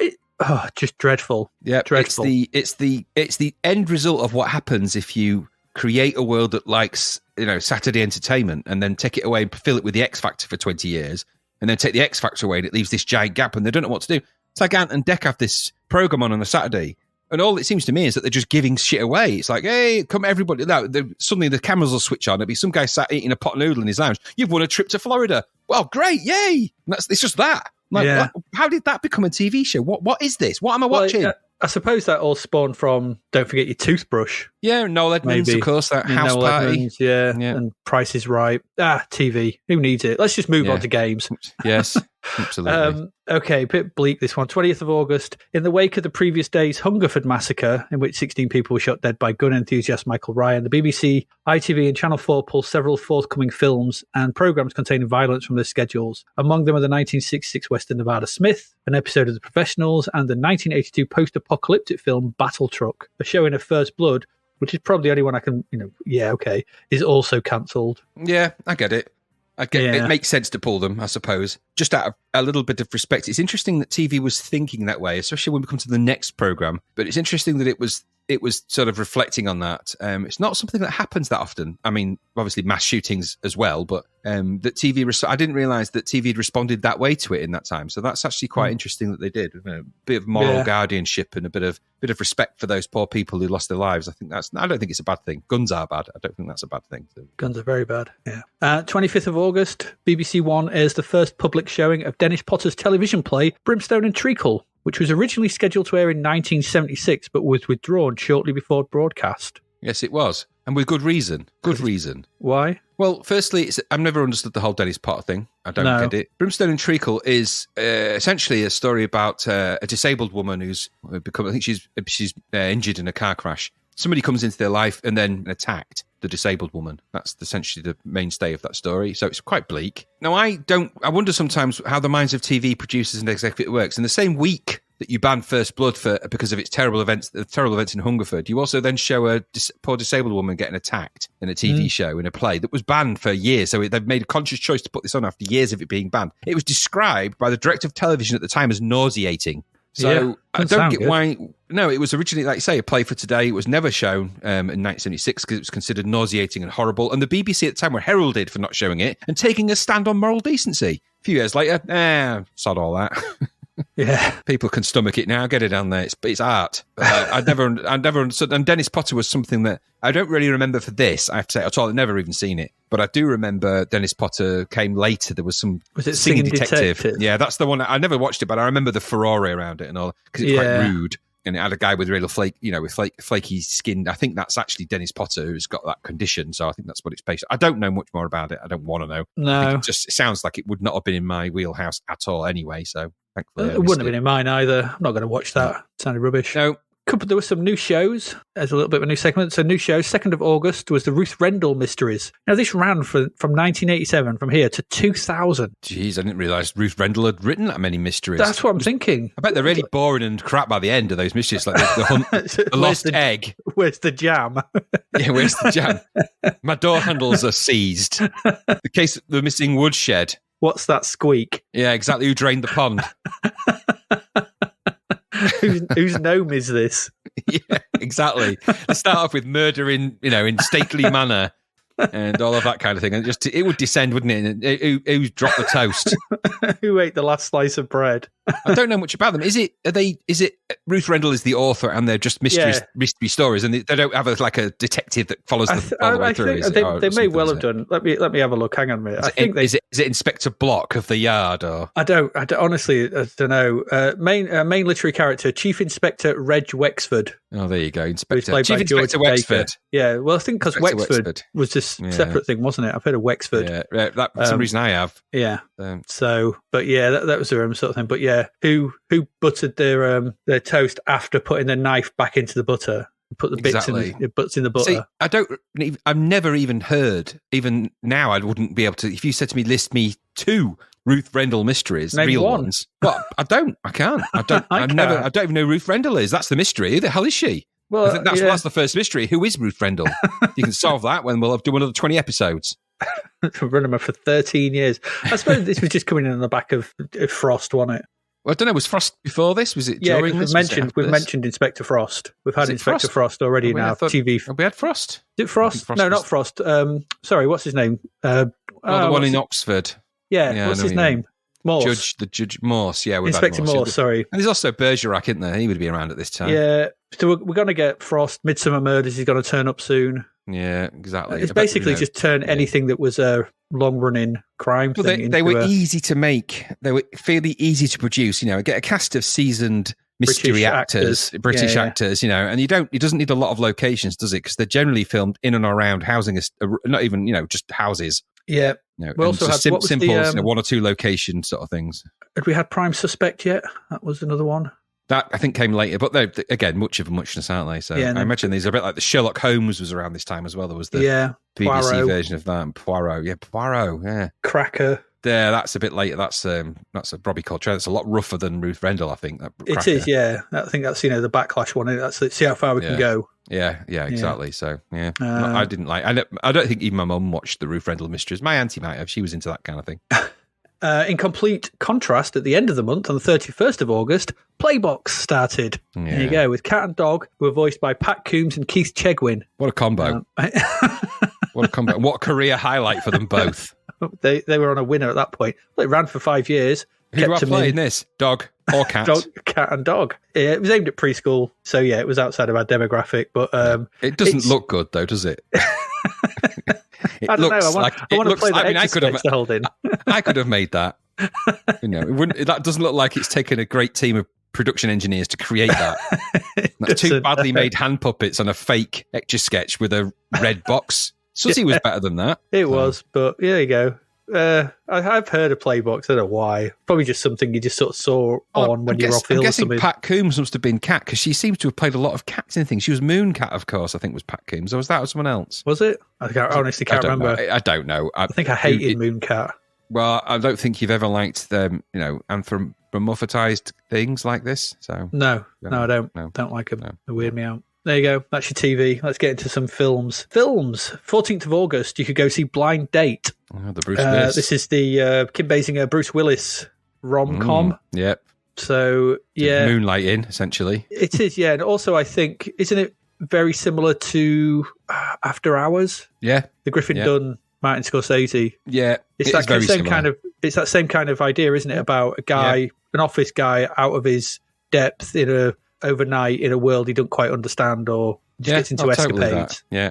Bruce Willis playing the character that he played throughout the entire 80s and 90s. Yeah, before he got to, I suppose even during, a bit Die Hard, but yeah, pretty much. In this, look at the picture on it. He's dressed in scruffy trousers and a scruffy shirt, looking half shot, possibly drunk, possibly hangover. He played that character in everything. The best drunken slob film he made was Last Boy Scout in that respect. That is true, yes. Yeah, that is good, that one. And obviously a little nod and a get well soon to Bruce Willis, who has actually recently suffered a stroke and is now retired from acting completely. Which I think is for the best, considering the slew of recent films he's made. Yeah, I mean, it's just sad that a career of they have been utterly terrible, but there are some good little gems in his movie lists, and it's just sad that that's what's happened to him. Yeah.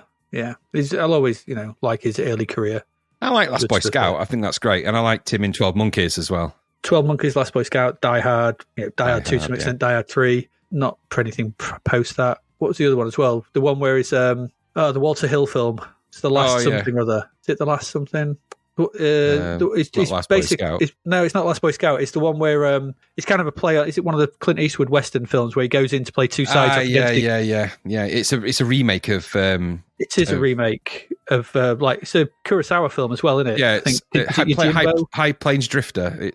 There's the Clint Eastwood one. Yeah, is it Yojimbo? Is it that? It is essentially. Yeah, I can know which one you mean as well. It's because it's all sort of shot in, ironically, brown and yellow, a bit like that game. It's very brown and yellow. Yeah, I remember going to the cinema to see that, and a group of us went while we were at university. And there was one guy who I went with I didn't really know, and I ended up sitting next to him, and he was the loudest breather I'd ever known in my life. Not a breather. I sat there, and because I didn't really know him, I couldn't really say anything. Oh, no. All I remember of that film is Bruce Willis speaking every now and again, but it was just over shouting back. Well, do you remember when that guy tried out for the band? Auditioned for the band. He was louder than him. He nearly passed out through his breathing. When he was playing that guitar solo, we had to stop him because we feared for his going to pass out. You stop, mate. You stop. You're breathing really heavily. Honestly, your guitar playing's great, but if you've got breathing condition, because oxygen, quick, because we don't think you're going to make it through a gig, so we can't have you in the band. It's true. Very true. Very true. That would be a proper Spinal Tap moment, isn't it? It would. He died from asphyxiation during a solo. Yeah, he just breathed too much. He was such a heavy breather. Yeah, it's best left unknown how he breathed. He always breathed too many. If you breathe in and out, he breathed at least 3 in and outs for every one. He was a triple breather. Yeah, he was, but he was more nasal than he was. He was more for a nasal breather when he was like.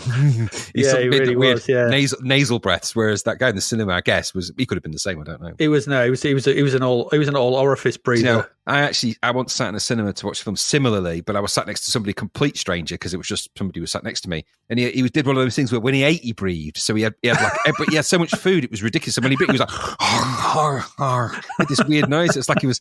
I was like, it's just, oh God. I think it was when I went to see, which film was this? I think it was, it might have been one of the Christopher Nolan ones, the Batman ones that he made. I forget which one now, but he breathed his way through that and ruined it. But he breathed there. He sort of Brett. He was like, it's horrible. Brett. He just lost the H. Yeah, he was like sitting next to Gollum. Exactly. Poor Gary. 17th of August is Friendship's Death. Chirpy little film, that, isn't it? That does sound chirpy, doesn't it? Tilda Swinton. Yeah. Yeah. So what was this about? Did you ever seen it? You ever heard of it? I'd never heard of it. No, I'd never heard of it. It looks deeply like a deeply political personal film from the guy that made it. I didn't even write his name now. I forget who it was. Tilda Swinton's second film. Tilda Swinton's quite an interesting actress, all said and done. And as much as I think she looks like a reanimated pencil, she's impressive. And I'd never really seen her in anything that really blew me away until I watched Suspiria, the remake of Suspiria, and I was like, wow, she's actually pretty good in that. So because she plays the guy in it as well, and it's quite incredible. So. Good go in that. Good old Tilda. Well done, Tilda. Yeah, she's done loads of good stuff, Tilda Swinton. I like her in what's that? She was in Here's Tilly. She's quite good as the angel in what's that? Constantine. Yeah. So she's when she's in things, she kind of plays that weird looking. She's kind of looks off world a little bit in a sort of persona. She's quite looks. She's. I don't like to use the term odd looking because I think that's not very fair. She just has a look, and it really applies itself to the film she's been in. So yeah, she's the ancient one as well in Doctor Strange, isn't she? Yes, of course she is. Yeah. So I mean, she's one of those people who morphs into the role really, really spectacularly, and she's really good in Snowpiercer. And I haven't seen that yet. Got that the film? You've not seen the film? Yeah. No, I've got the film to watch. It's on my list. Yeah, don't bother with the TV show. Watch the film. Yeah, I'll just watch the film. Probably for the best. That was that one. 23rd of August, Comrades. Gritty British. Yeah, story about the beginnings of trade unions, depicting the story of the Tolpuddle martyrs who were arrested and transported to Australia in 1834 for trying to improve their conditions by forming an early form of trade union. Yeah, it wouldn't have been a film I'd have wanted to see. No, I imagine it's a very worthy film, but not something that's got a... Yeah, it's got Keith Allen in it. Of course it had. Yeah. It was made in the 80s and there's a British film. Yeah. It was written contractually that he had to star in them all. Yeah, exactly, yeah. It's the Keith Allen clause. When they started a film, if he wasn't in it, sort of thing, it was shut down immediately until they could chopper him in. Exactly. He has to be in everything. Yeah, it was Keith Allen. There he was. But the big film of the month is out on the 28th of August. And not just a month, I think this is the big film. It's Lethal Weapon. Now, I watched this directly. That's why I was late for the podcast. So I was watching this. Typical. But I wanted to finish it and just watch it because I haven't watched it in ages. But it's a great film. There are things in it, though, which maybe go, oh, that doesn't fly anymore. Some of the things that Riggs says, some of his lines are a bit... okay, that's a bit dubious. Of the time or what have you. But I think this is a really incredibly important film for what it did to action cinema in the 80s. Because it's not the first buddy cop movie. I'm not saying it is. No, that's true. But as we've said before, there are certain films that come along and cement the genre and the tropes of what that genre will become and just put it all into one big ball and go, here you go, this is everything. And Lethal Weapon does that so much that, you always know when a film hits the right spots that it gets a direct parody. And this had Loaded Weapon, didn't it? Yes, it did. Which was a direct parody. So there's so much going in, from I'm too old for this shit, I'm 3 days from retirement. There's so many, just the squeaky saxophone, there's everything, there's all that, everything about this. There's Mel Gibson's hair. Everything is iconic. It's just a crazy film. It's also really well directed because it's Richard Donner, isn't it? It is.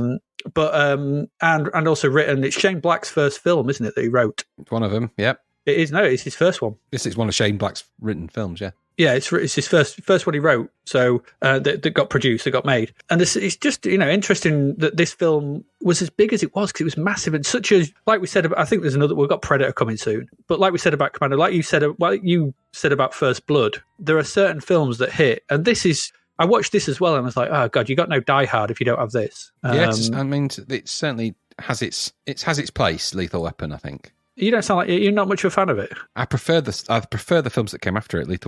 I much prefer Lethal Weapon 2. Really? I mean, I think Lethal Weapon 2 is a better film than Lethal Weapon. The weird thing is about Lethal Weapon 2, just reading around on this, was that Black originally wrote the script for Lethal Weapon 2 and they turned it down because it was way too dark. His original script for this was a much, much darker as well, and he hated it. It was 140 pages and he hated it because it was too dark, and then came back and then it also had some other guy, Jeffrey Baum, I think, who lightened it up a bit as well. I think I watched I watched all of the Lethal Weapon films. They were all on one of the Sky channels going back, I think maybe towards Christmas time.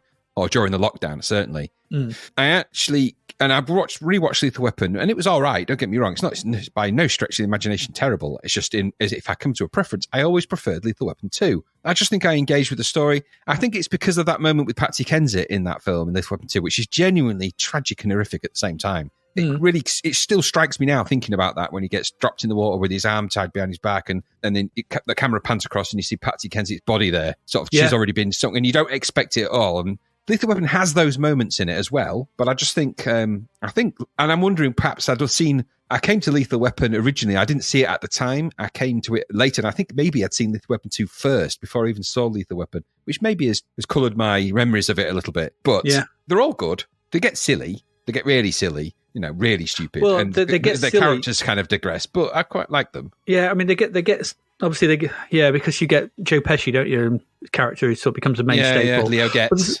Watching it tonight, the ending to Lethal Weapon is stupid beyond belief, where he's fighting Gary Busey's character on the front lawn. It's like with loads of police just watching around and Mel Gibson trying to prove who's the best. It's like it's gone beyond parody. This has become almost parody, but it's ridiculous. However, all the sequences up to that, the chase through the street, the torture scene, you can see also as well what I thought was quite interesting, and I want to look for this in some of the Shane Blackisms, like the torture scene, and I found odd parallels between this and Iron Man 3. Well, didn't he have something to do with that? Didn't he? Well, Shane Black wrote and directed it. Yeah.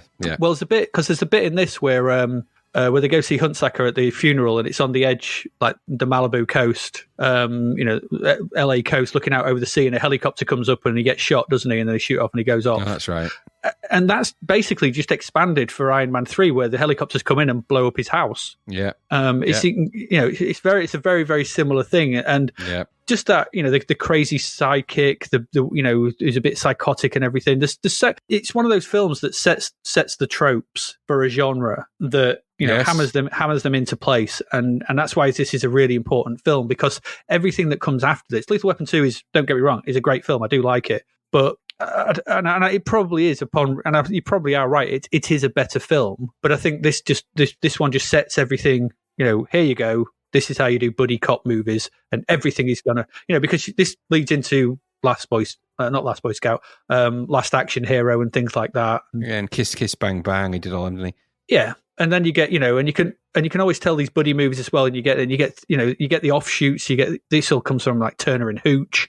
So you get the Tango and Cash. Let's set it in a prison. Let's set it here. Where can we set this one? Red Heat. Red Heat.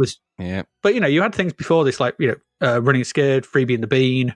There've been buddy cop movies, but this one just Batman cemented. And Robin. Yeah, okay, yeah, if you want. Laurel and Hardy. Starsky and Hutch. See the police at some point. I suppose Starsky and Hutch, is a touch point, but they were never as crazy as Riggs, were they? No, I don't know. He played the tragic kind of guy, didn't he? And he was the tragic sort of anti-hero type. That was interesting because of the way he was in it, and the way he portrayed it was very unusual, very different. And he's offset by a really good actor as well. He's good in that, and also the other guy in it. What's his name? Danny Glover. Danny Glover's really good in it as well, and he just plays Murtaugh, that kind of Murtaugh, and he's good. And there's lots to like in it. I just think that I like the characters, and the kind of the interplay between them develops better in Lethal Weapon 2. It's not as good in Lethal Weapon 3 because that goes silly because you've got, I think this Lethal Weapon 3 is the one where you've got the sort of kung fu crazy in it, and then is 3 the one with Jet Li? Yeah, I think 3's the one with Jet Li. Or it could be 4. I kind of lose track. They just start to blow bigger and bigger things up, don't they? But they're all good, really, I suppose, in their own way. Did you read what Shane Black's original idea for the finale of this film was? Yeah, because they filmed it, didn't they? If you get the Blu-ray of the Lethal Weapon Blu-ray, no, this is in his original. I mean, it's in his original script. Yeah, they filmed it. They filmed those sequences. They're on the Blu-ray. You can watch them. You can watch the original bit where he's in his original script, the one that he completely gutted, where they blow up half a huge amount of vehicles and heroin rains down on the Hollywood sign. Maybe it's different ending then. That's the bit I'm on about. No, I didn't see any of that. The actual filmed endings that they never put onto the film, you can watch on the Blu-rays. Yeah, it'd be interesting because there's a director's cut out, isn't there, as per normal with these things? Well, everything's got a bloody director's cut. And there's a director's cut of bloody Star Trek just come out. So which one? What, the original? The first one, the motion picture. They've redone all the special effects. Have they? It's nothing to do with Lethal Weapon, though. There's nothing to do with Lethal Weapon, but there you go. I really like Lethal Weapon, and I think it's it's good. It's a pivotal 80s action. It certainly was for bloody Mel Gibson, wasn't it? Because it really put him on the sexy map, didn't it? I mean, he was already kind of there, but wow, this one really landed. And Braveheart and stuff like that really sealed the deal. Yeah. I mean, I remember seeing this at my. I very vividly remember watching this around at my friend's house on a Friday night. I think his dad had rented it, and I'd gone around on a Friday night. We were all sat in there in the living room watching it, and it was one of those communal watching of a film that you realise was very, very good, and like, oh my god, this was unlike anything you'd seen before. And it was kind of one of those kind of crazy things. So I saw this a lot well before 2. I saw this when it first came out on video. Great film. Loved it. Before I saw it. Yeah, it was good. There we go. So that's your TV and video. What could you do? You could stay up all night and watch stuff. You could have not watch stuff because it got taken off because of the Hungerford Massacre. You could not watch Brimstone and Treacle because you don't want to. You could wonder what the mysteries are with Ruth Rendall. You could look at the crap cat and dog of Playbox. Go on a blind date, wonder what Tilda Swinton's up to, Puddle Martyrs, and finally get big hair in Lethal Weapon. That's that. We'll be back in a bit, where in our last section, we've got 5 games to go through. Is it 5 games? 5 games still to get through in our last section, so please stay with us.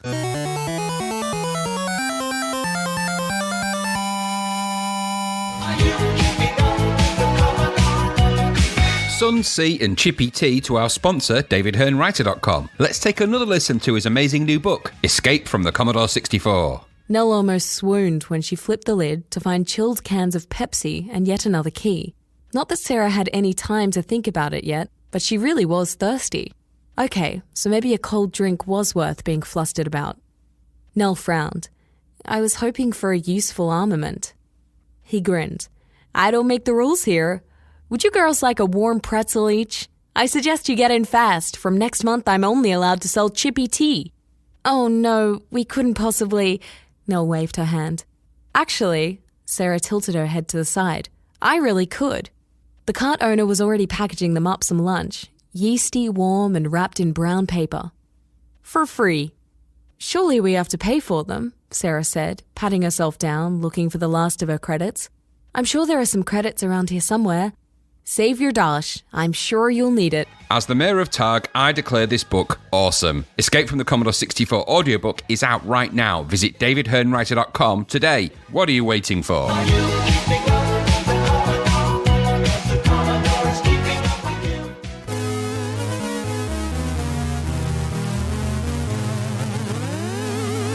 And we are back for our final section. We've got, as I said, 5 games to crack on through. We've taken another detour here down to scary Adventure Alley. And Graham, tell us all about what it's like to be not an evil doctor, a curious doctor who creates monsters. Frankenstein. This is from CRL and Rod Pike. You might remember them from Dracula.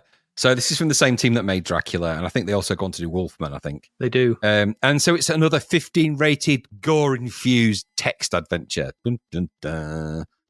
So this is the story of Frankenstein, Frankenstein, not Frankenstein. Why are you saying it like that? Frankenstein. I thought that's how you said it. So surely everyone knows it's Dr. von Frankenstein.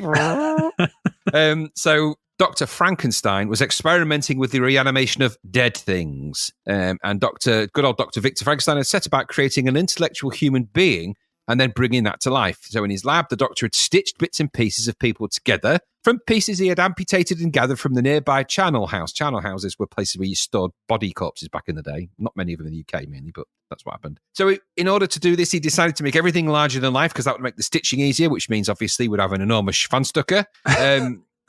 To make it easier in terms of scale. Goes without saying. Oof.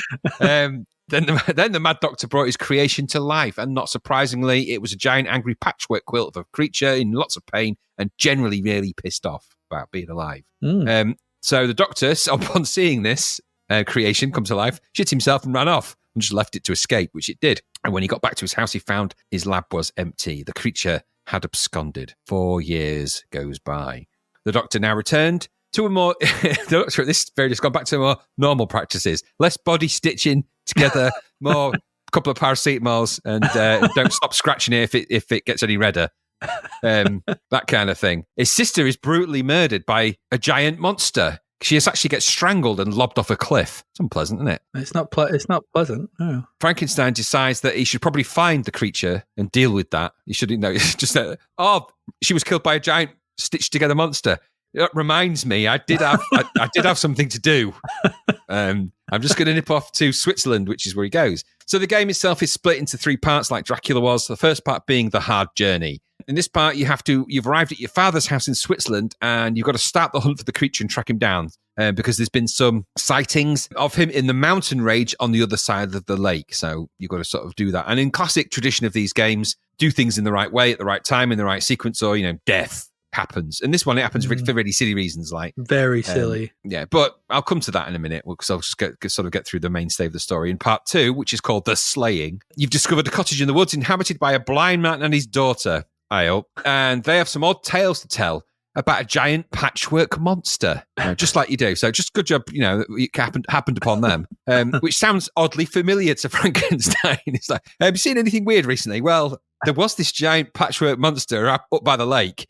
Was he angry or generally angry? And did he say anything? Was he throwing something off a cliff? Did he throw someone? Yeah. Did he mention the name Frankenstein or anything that sounded like that? Frankenstein. Did he send it? Anyway, so you've got to survive the night in the house. Guess what that means in this adventure game. Then next, you've got to visit the nearby town of Chamon, where you get tooled up ready for some good old-fashioned monster smashing. And then you actually encounter the monster in this particular bit, which is actually the final confrontation of this part. Things might get messy. Stuff might have to happen. It's an adventure. Okay. Now, this is the interesting bit, actually, because part 3 is the monster story. So in part 3 of this, you awaken not knowing who you are or where you might be. We've all been there. A couple of nights out with you, and I've definitely done that. You're in a lot of pain, and you've got one arm longer than the other. Yep, sounds definitely. Like a night out. So, yeah. A mind full of vague imagery. You have to play as a monster in this particular level and discover what made him to a killer. I'm guessing waking up and realizing that you've been stitched together from other people and in a lot of pain. That's just a guess. You've got one arm longer than the other. Yep. Well, it's bound to happen, isn't it? Because you're made up of component parts. That's going to make it really hard to strangle. Things off eBay. That's going to make it really hard to strangle someone. Well, just saying. Yes. Well, we didn't say what you strangled him with. He's got an enormous Schwanstucker, remember? One arm on her neck and just be reaching with the other. Can't quite reach. His monster was technically known as the village tripod. No, just leave it there. So you start. You literally know nothing, and then you've got to head out from there. So you've actually got special commands in that particular section. In fact, you've got special commands throughout the whole game. The game itself is a text adventure with interspersed with difficulty spikes and things that happen, and more often than not, they lead to a blocky image of sort of gruesome imagery of death. And I'm not going to. There's loads of it in this. There's actually more of those items, although they're actually weirdly harder to come across. But you can die by just you can die if you don't do the right thing in the first 6 goes of the first adventure. You're dead, and then you get one of those gory images. So it's not hard to do. There's special commands in this one though, so they've upped the ante on the control mechanism and the engine that drives the adventure, and that's quite interesting. So here you can do an inventory with the key X or type in X, but you can also look around, search, explore, and examine. Those are kind of the basics. There's also logical statements you can add in here, so you can add and or, so you can put get the knife and throw it and things like that. So those kind of commands will work in this, which is quite nice. Obviously, you've got the usual directions: north, south, east, west, up and down. There's also a speech module in this, which comes into play in the second part, where you have conversations with people. So you can ask questions like, have you seen the monster? Or have you seen anyone with any giants with patchwork skills from one long arm and the other who keep saying that they're going to kill someone called Frankenstein? No, it's not me. My name's Ben. Yeah, don't ask the blind man that, no. So you've got that. And in part 3, you've actually got an IQ command, because you start really stupid when you're in 3. And you've actually got to build up your IQ as you go through the third part as the monster. And that means you've got lots more sensory options, so you can watch, smell, listen, taste, etc. So you've got to go around, licking the walls, licking the chairs, doing crazy stuff. Bit weird that, but you go with that, and that's how you then become more knowledgeable. And when you actually confront the monster, he actually has a conversation with you, so it's obviously it gets cleverer. So I think this is better than Dracula in that it's written better. The descriptions and the dialogue in the game are better, and the engine's better. The actual way you engage the adventure game. And I'm not a big fan of adventures particularly, but it was quite interesting to play this out. It's not just following the bog standard Frankenstein story, which makes it a bit nicer as well. That Dracula didn't follow it, follow the books as such. So it's quite nice. there is that problem again. It's the same problem Dracula had. It's just obtuse commands that, one of them is where you got to wait 3 times and just do stuff like that. And it's those things that let this down, because if you don't wait 3 times, then, oh no, the wolf got you and you got eaten by a wolf, and oh no. Actually, at one point in this game, you kill a wolf with a rock. Now, as much stuff as that sounds, I don't think that's going to work. And so there's just silly logic things like that. And if you don't get the right thing and you're not in the right place at the right time, then the other wolves come around and eat you in a gory image. If you encounter the monster and you're not ready, by the way, one of these things is you have to sail across to this particular island. You have to sail in a boat. And if your matches get wet, you need them later. Otherwise, you freeze to death. And then, of course, because you can't start a fire. And just stuff like that this game really punishes you for. And you have to go right back to the beginning of that section to restart. Yeah. So if you get all that way through, you could get right the way through to the last 6 commands, cock something up, back to the beginning you go. I suppose that's an adventure game. That's how they work. But I could see that being quite frustrating. But I suppose if you're buying into this, you know what you're going for. So my only main complaint about this is that I don't think, clearly now the 15 rating, it is a total gimmick, because this isn't gory in the slightest. The images are gruesome, but they're not gory. They're not really gory or violent. They're barely what you call visible as something gruesome. They're not photographs as such. I'm not sure what they are. There's an image of the monster. It just looks like a guy that, it looks like a metal fan that went to a gig and got rained on while he was waiting in the queue. We'll post that image, but it was all right. I think it got 70-odd%, and it's 75%, probably about right for this kind of adventure. If you like it and you like Dracula, you're going to like this. If you don't, not too keen, and some of those problems in this game are the sort of thing that would do your head in, stay well away from it, because they will do your head in. Did you like it? Nah, not really. I didn't get on with this one, probably less than I did with Dracula, maybe the same, I don't know. It's another 3-part adventure story based on the second of the classic horror tales from the 19th century, I guess. I mean, this is a lot earlier than Dracula, isn't it? This is the early 19th century, isn't it? Frankenstein. So you play Victor Frankenstein, and you're hellbent on destroying the monster you created. Frederick Frankenstein. Is it Frederick? No, Victor. Anyway, yeah. In this, it's Victor, yeah. It's Victor, yeah. You're hunting down, and who's already slain your sister. It's a similar mix to Dracula, I thought, with long, overwrought chunks of text followed by puzzles that are quite often down to luck rather than brain power. The beginning annoyed the shit out of me. So you spend too long in the bedroom, you get killed when it's hit by lightning, it's really which is stupid. Honestly. However, getting out of the room in time, though, it never gets mentioned that half the house is on fire. No.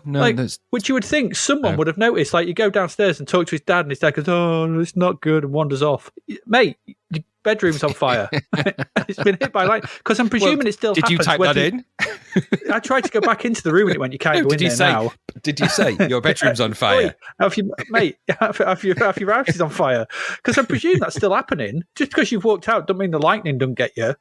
It don't get you, but it still gets the room. Yes. So, I just thought someone would have noticed that. Similar with the bear, which is the next big puzzle. I hate timed maze puzzles. That's what I mean. It's full of them as well. It's like, which way am I supposed to go? And you've got to examine in the right place to find a pine tree. It's like, you're in a woods. And you've got to wait till it's 4 feet away from you as well. And then you have to wait while you're up the tree. And this annoyed me as well. The wait thing, shouldn't be the solution to anything. It should have been left behind after you made Dracula. Waiting up the tree with the bear, right? It says wait. The message it gave me was, you wait and another portion of your life drift aimlessly by. The bear is 4 foot away from you. It's like, yeah. And then what makes me laugh is you jump from that tree and it startles the bear and it runs off. It's like, no, it doesn't run off. It falls into the ravine and dies. Yeah, that's what I mean. It's like the shock of it. It's like sends it reeling back. It's like, what? Just jumping up. But it's that point where he goes, nothing. It's it's like the wan listlessness of the sort of early 19th century poet. My life is drifting away as this bear beneath me tries to eat me. This piffling cold. It's like this, waving your handkerchief on your nose. I'm waiting because there's a bear going to eat my face. Be gone, bear. Not fruitlessly. Stupid. It is that. Those are the kind of things that just annoyed me. They just ruin the logic behind the game, and it breaks the illusion that's trying to be created. So this was a pass for me. I didn't enjoy my time being Frederick Frankenstein, whatever. I just thought the puzzles were illogical and stupid, and also as well, like you said, and I know it's the nature of adventure games, you get to a certain point, it's back to the beginning, but having to make your way through a maze so early on, being chased by a stupid bear is just, no, it just turned me off, and I was like, nah. There's something, I don't know whether it's just Rod Pike's adventure games, I just don't like these notions, and I think wait is never a solution, ever. I know maybe that's what they did a lot of in the 19th century, they just waited around until stuff happened, but don't put that in an adventure game. Like, you could have gone downstairs. Like, the bit that made me think is because it happens straight away. You have to go downstairs, and also as well, you can't get your money back out your chair unless you stand up. I just reach in normally. Illogical stuff, and you go downstairs and you have to wait while sat down, and then your dad turns up. It's like, they've got to make it a little bit challenging. That's not challenging. It's stupid. It's like when your money falls out your pocket. If you don't realise it's on the chair, you won't pick it up, and you need that. Oh no, you can see it, so you hear it, and you examine the chair, and he goes, "Oh, my money's there," but he won't let you pick it up unless you stand up. That's the kind of illogical nonsense that gets my goat. Yeah. Makes me feel like a patchwork monster. Yeah, with one line longer than the other. It's you. Yeah, but made typing in instructions in this game really hard. I could reach the one side of the keyboard, but so I could do anything that was like H to the right, but nothing for the other one. I couldn't have an A and E. That was just nightmarish. Although I noticed, I don't know if you noticed this, there isn't a lot of going north in this game. It's mostly west, east, and south. There's no norths. Yeah. Well, at least you don't go into the room and come back in the way you went in and the way you went out, like in Spellseeker. God, no, imagine that. Imagine someone describing that in a text adventure. It's bad enough seeing it graphically. You've gone north, but entered the room from the southeast. You are now looking westwards through a porthole. To the left is port. To the right is aft. Damn it! Rotate left. Rotate left. Forward. What is this? Shit seeker. 90 degrees left. It's like a crap version of could you imagine that on Nightmare? Oh god, that is a nightmare. It's like the world's worst version of Nightmare. Caution team, you've come in out the door you went in and you're in the wrong place and the wrong direction. To your aft you can see the front. Welcome, Watchers of Illusion, to the Castle of Ultimate Confusion. Oh, they were missing a trick there with that Spellseeker. They should have got the Nightmare license. They probably don't. You say it now, we're going to come to Nightmare at some point, I don't doubt. There is a game of that, isn't there? Yeah. Anyway, Frankenstein, not for me. No. But it's, yeah. So if you like adventure games and you're prepared to wait as your life drifts fruitlessly by. These piffling bears. Bear. It is a trifling nonsense. I will jump from the tree and scare it into falling down a ravine. Yes, because bears are often scared by people jumping from trees. Depends how when you they're waiting for you to jump out. When they're waiting for you to come out of that tree, they're not going to be frightened by you jumping out of the tree. No, they've been waiting for that. That's the one thing they've been waiting for. Just got to open their mouth. Sounded a trumpet or something. That might startle a bear. But if you just jump down, that's what it's been open. That's been happening for the past. It's from the 12 feet to the 8 feet to the 4 feet. From all of those various distances, it's been waiting for you to fall at that tree. So it's not going to be overly startled by you coming out. It wants that. It wants that. Yeah, it wants you down. I think it shakes the tree at a certain point. It's obvious what's going to happen. Stupid game. But you know what? We don't do a lot of text adventures in this, do we? And there's a good reason for that. There's a good reason because we find them illogical and waiting. There you go. Yeah. Let's move along. Let's move along to something we're more familiar with.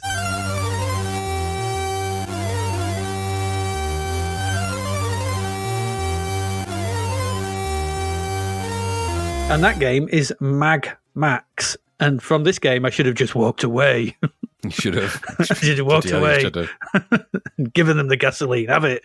Yes, this does not feature Lord Humongous in this game, contrary to what the title might suggest. Yeah, Mag Max. And Mag Max is so another month, we have another arcade conversion that greets our eyes. And this one is from Imagine, who have ported, they've obviously, they're dredging the barrel here, and they've ported the Nihan Busan 1985 arcade game, Mag Max, that was released under the Nichibutsu label to the C64. So this is where we've got. So it's Imagine porting Japanese arcade game. This was coded by Paul Hughes. Hadn't done anything prior, I could see, but would go on to do Operation Thunderbolt. And it has visuals by Simon Butler. And Simon Butler has Highlander, It's a Knockout, Legend of Cage, Nomad, and others to his name. There you go. That's a CV. And it has music by Fred Gray. So this is a side-scrolling shooter that in the arcade has a sort of pseudo 3D look to it. But here, that doesn't really mean anything. There's no sense of depth to the movement of either yourself or the aliens. So this could have been 2D for all the difference it makes. This is just a 2D shooter. Well, it is on the C64, isn't it? Yeah, it really is. Because in the arcade, it kind of has depth. So as you move in, it kind of scrolls in and out of the screen. Yeah, and there's kind of planar depth, isn't there? There's a little bit of zooming sort of back and forth, as it were. Yeah.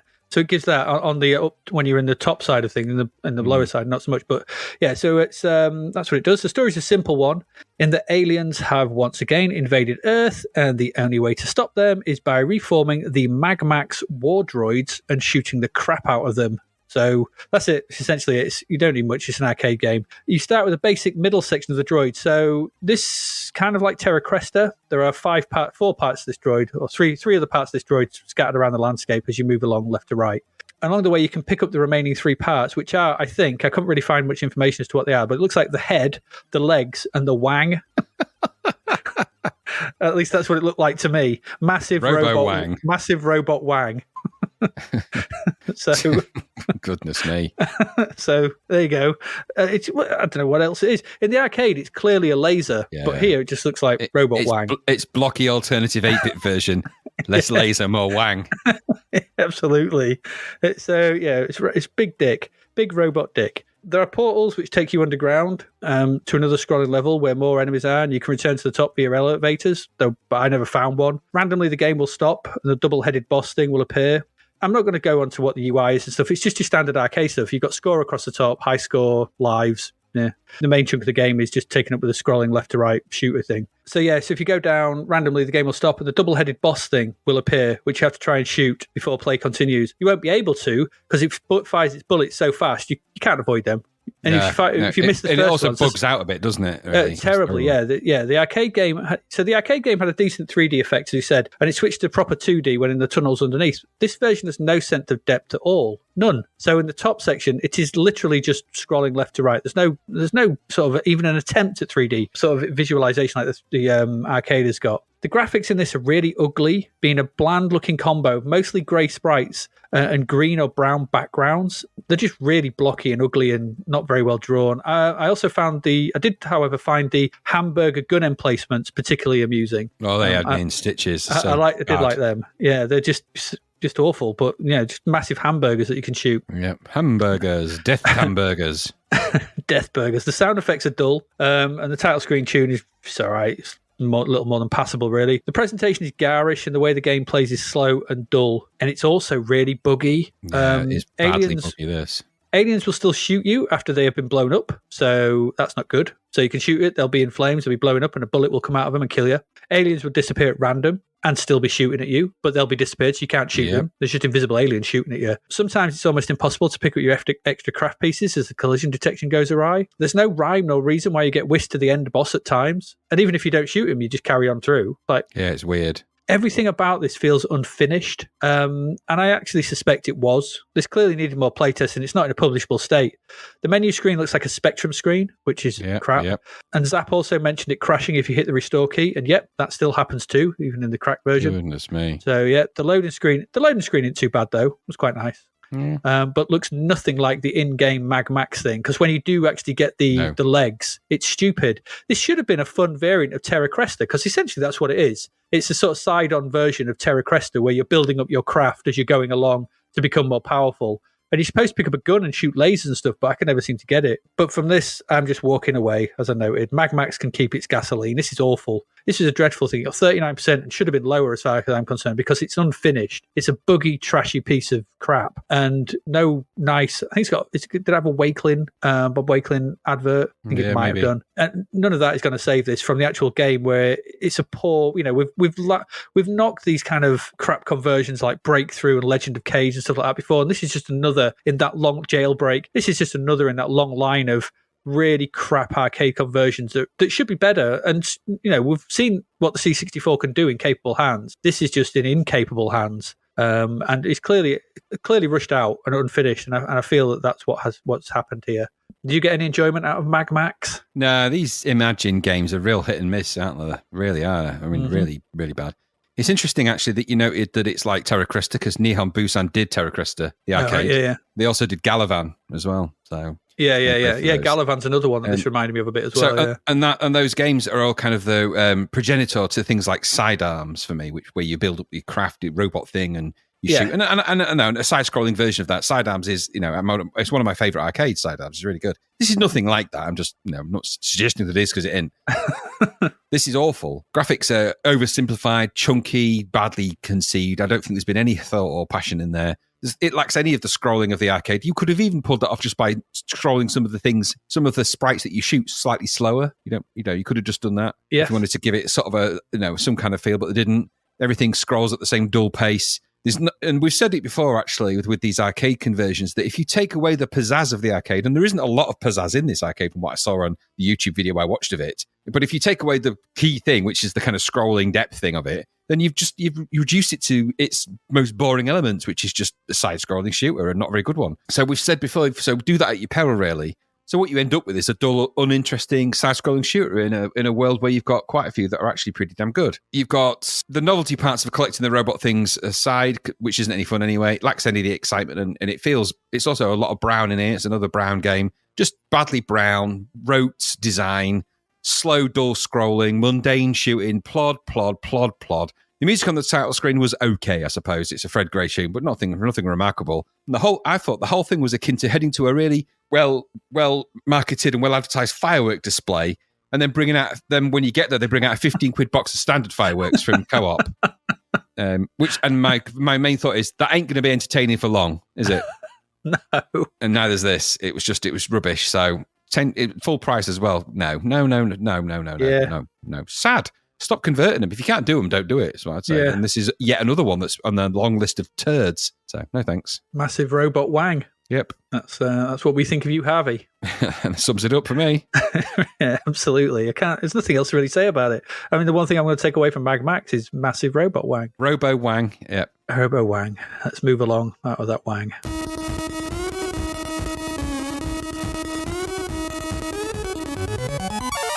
And Graham, we have another arcade conversion coming thick and fast, another full pricer. This is Wonder Boy. Originally developed by Escape as an arcade for the Sega System 1 arcade hardware back in 1986 and published in the arcades, of course, by Sega. It was the first in the long-running Wonder Boy series of games and was followed up by 5 sequels. Wonder Boy Monsterland, Wonder Boy 3, Monster Lair, Wonder Boy 3, The Dragon's Trap, confusingly there's 2 3s, Wonder Boy Monster World, and Monster World. It doesn't matter. None of that. I think only one of those sequels actually got a C64 version anyway. It's a variant of the words Wonder Boy, Monster, World. Yeah, and World.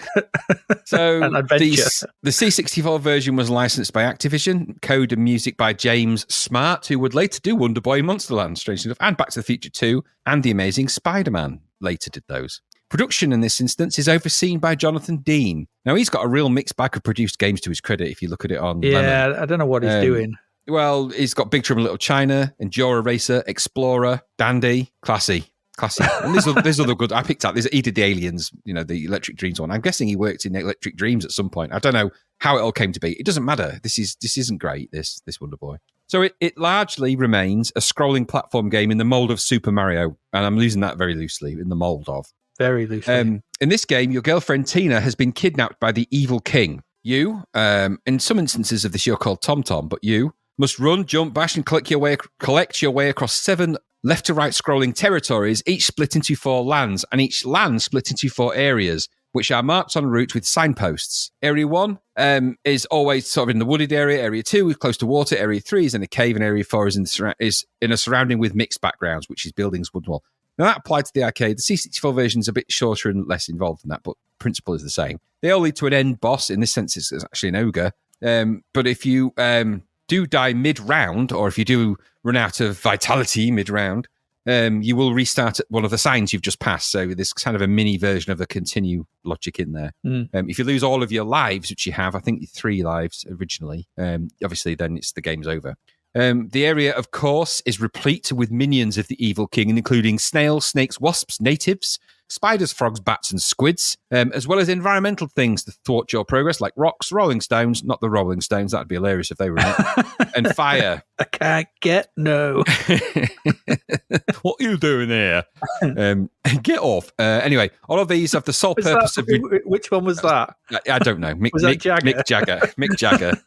Get out. I can't do Mick Jagger impression. I don't even know what the others sound like. So all of these things in the game have the sole purpose of reducing your vitality to 0 if they can, which they generally do by just getting in the way and being in the way of stuff. There's also trees, things to jump on, jump in, chasms to avoid, not unlike Mario. Okay. You can arm yourself with a stone axe, which you can use to bash things and throw at objects and throw at enemies.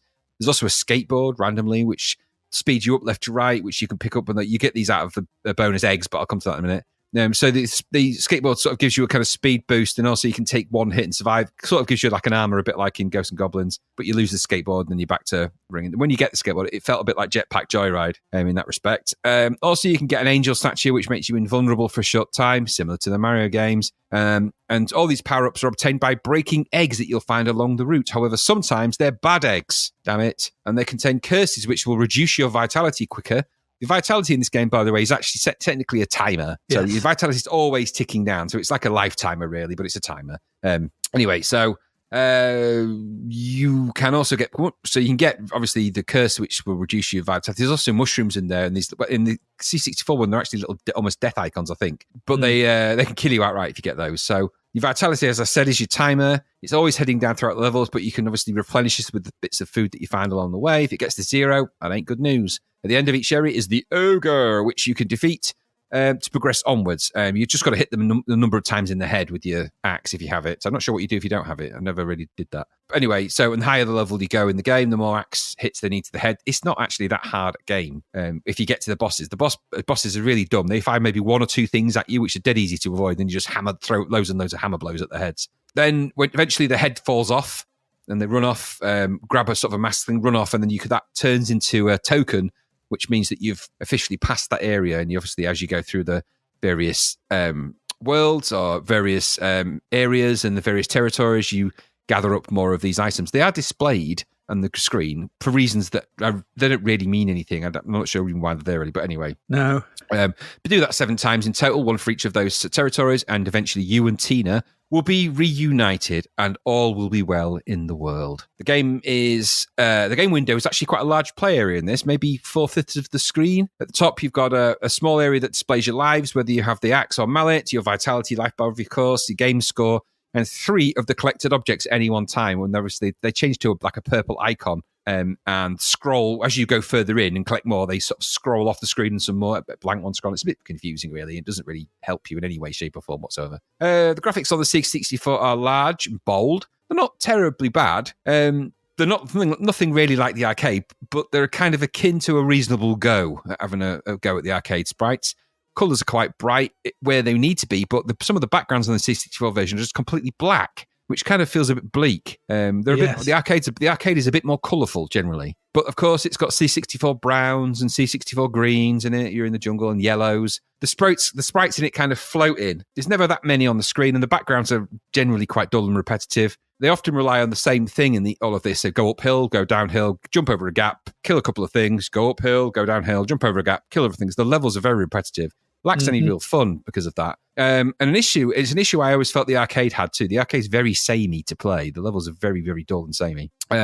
As this lacks a lot of the sprites that would generally populate the arcade, it also lacks any of the difficulty that you would get with that. So the levels felt really easy. It's not hard to breeze through these levels, particularly with a bit of, you don't even really need effort. It's not hard. There's not much in it. And they're not very long either. They've been massively shortened for the C64 version. So getting through the 4 stages is quite straightforward. They're really quick.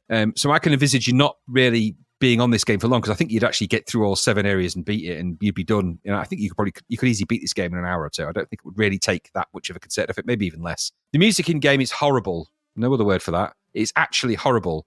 It can mercifully be switched off, and that's the first thing you'll be doing, because it irritates you to the point of wanting to murder. It is truly horrific.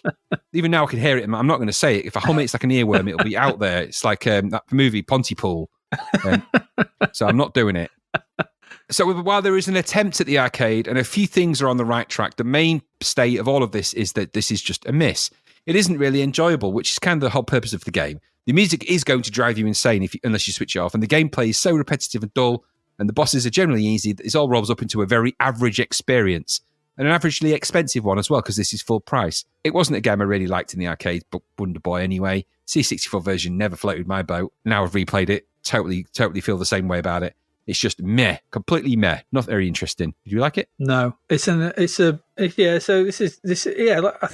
the arcade is a so-so Sega game. It's never one I've particularly been enamored with. And it's hard to know what to say about this. It's not terrible, but like as you've rightly noted, the music is the stuff of nightmares in the way it just drones on, and just from title screen. I hate when music goes from title screen into main game and doesn't stop when it's horrible. It's just dreadful. I guess it looks like Wonder Boy and plays like it, and it seems to have all the, most of the constituent parts of the arcade game here. Although, as you've rightly noted, why have a black background for the first level, which is odd, and robs the game of its Sega blue skies. Sega are renowned for blue skies. Yeah, that's what they are.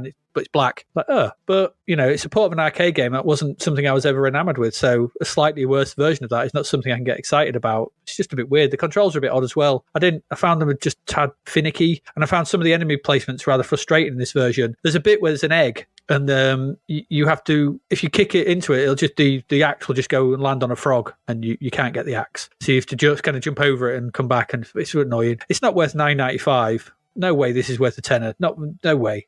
It may be better than Mag Max or a Jura Racer, but I haven't played this. We played the other one recently, didn't we? With the Equalizer. Which was that £2 from one. His belly button. Yeah, so yeah, absolutely, yeah. So, but between the Equalizer and Wonder Boy, I'm not sure what would have picked, but at least the Equalizer had the good grace to be £2. And I thought that was a vaguely decent version of Wonder Boy in and of itself. It wasn't Wonder Boy, but it was. If you want that sort of thing, then yeah, I'd probably pick up the Equalizer over this because it's a fifth of it, but it's more than a fifth of this, so because it's a fifth of the cost. I also didn't like the fact there was. I know when you turn them off, you don't do them, but there's no high score table. No, that's just a massive oversight in an arcade conversion. Yep. Every arcade conversion should have a high score table. It's written in law, and so to not have one here, basically you just go, and when it dies, it's game over, and you just back at the title screen. You're like, well, what? Yeah. No, I didn't like this because I had no affinity for the original. I mean, I played the original in the arcades and stuff, and we probably all did, but it was one of those arcades you'd have a go on and go, yeah. It's weirdly, like Pac-Land. Never liked that, particularly for the same reason. Yeah, neither did I. I mean, weirdly, there was recently sort of been rejuvenated, hasn't it, with some recent versions of the game. So there's been recent sort of versions which people are all gaga about and saying it's really good, but I was never a massive Wonder Boy fan. I just didn't get the appeal. The ante on the music, because if it's that stuff, no, thanks. No, dreadful. So, no, this was a tenner. Nah, not for me. I won't spend 10p on this in the arcade. So, there you go. Here we go. That's Wonder Boy. Not so Wonder Boy, should we say. Let's move along. We've got 2 games left, and we'll get into them.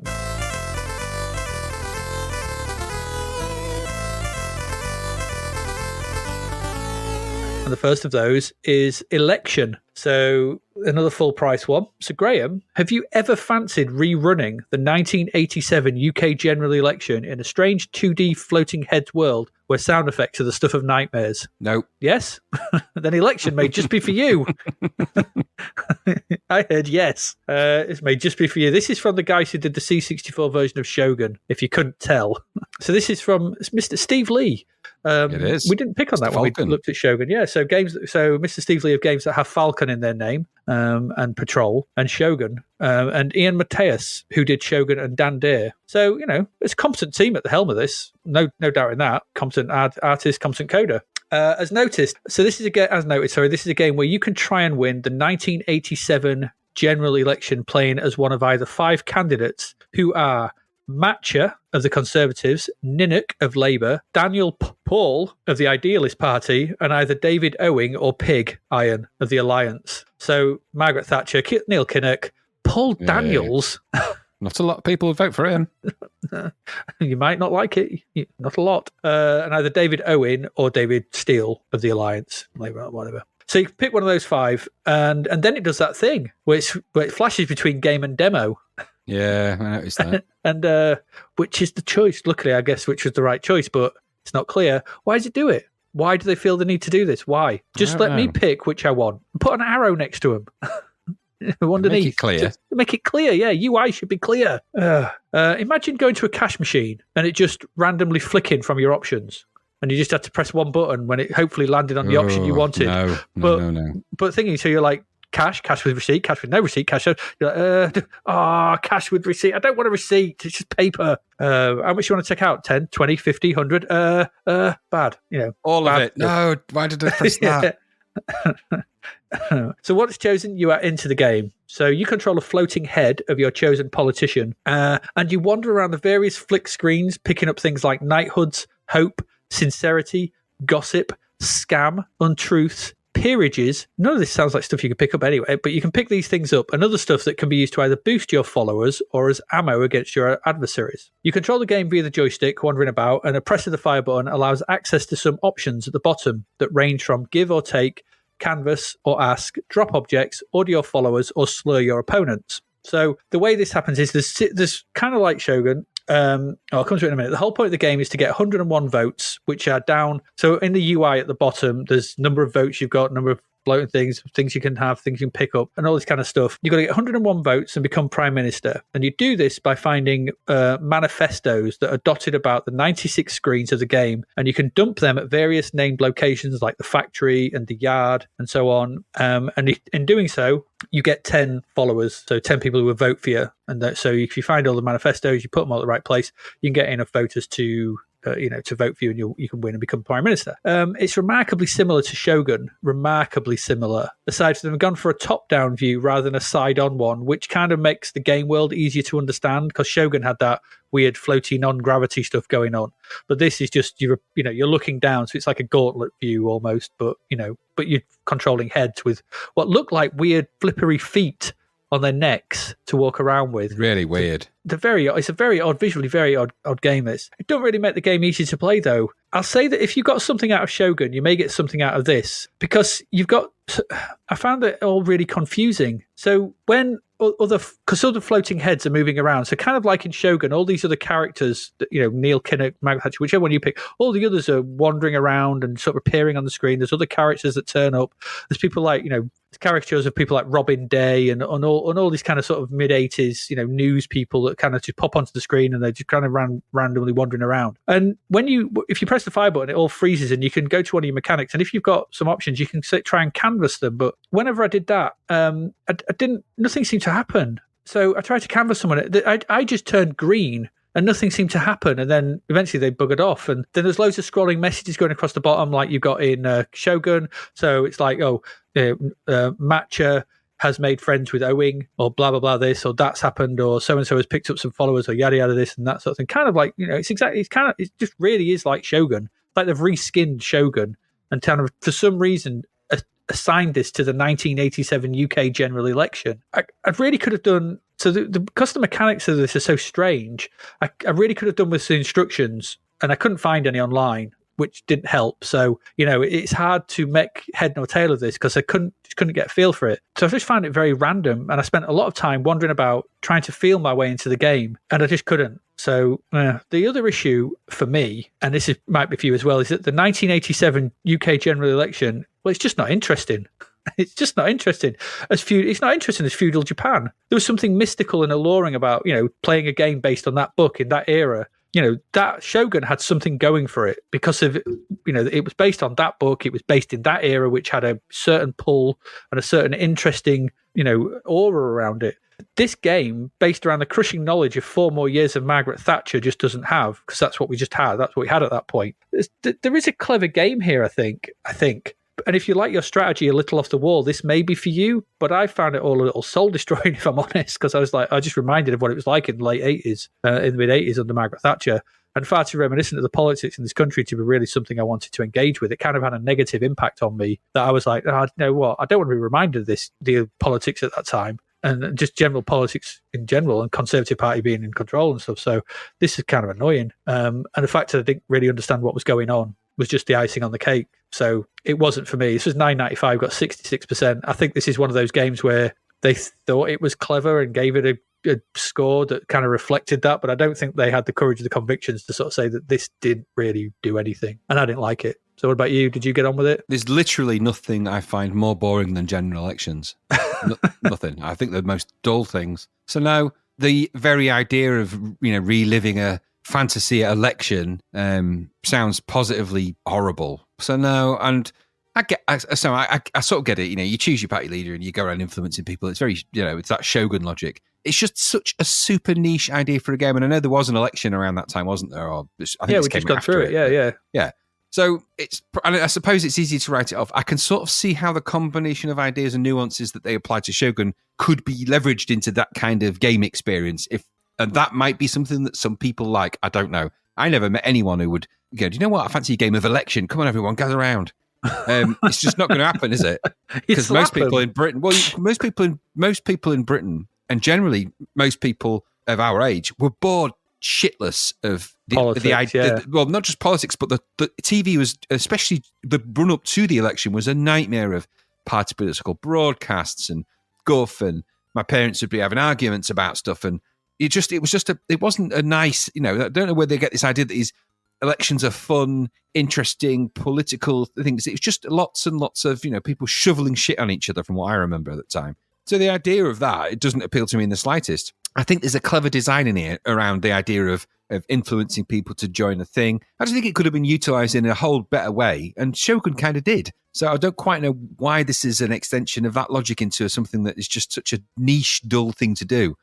Steve Lee is clearly a very clever programmer, because there's the logic of what's going on in here and the stuff behind the scenes and under the hood must be quite intense to run, to think about that. So that's all great. But there's no way this was ever going to be my cup of tea. And I cannot imagine anybody who would want to sit down and play Election. Even if you pitch this idea as a board game, it would be the most dull board game of all time.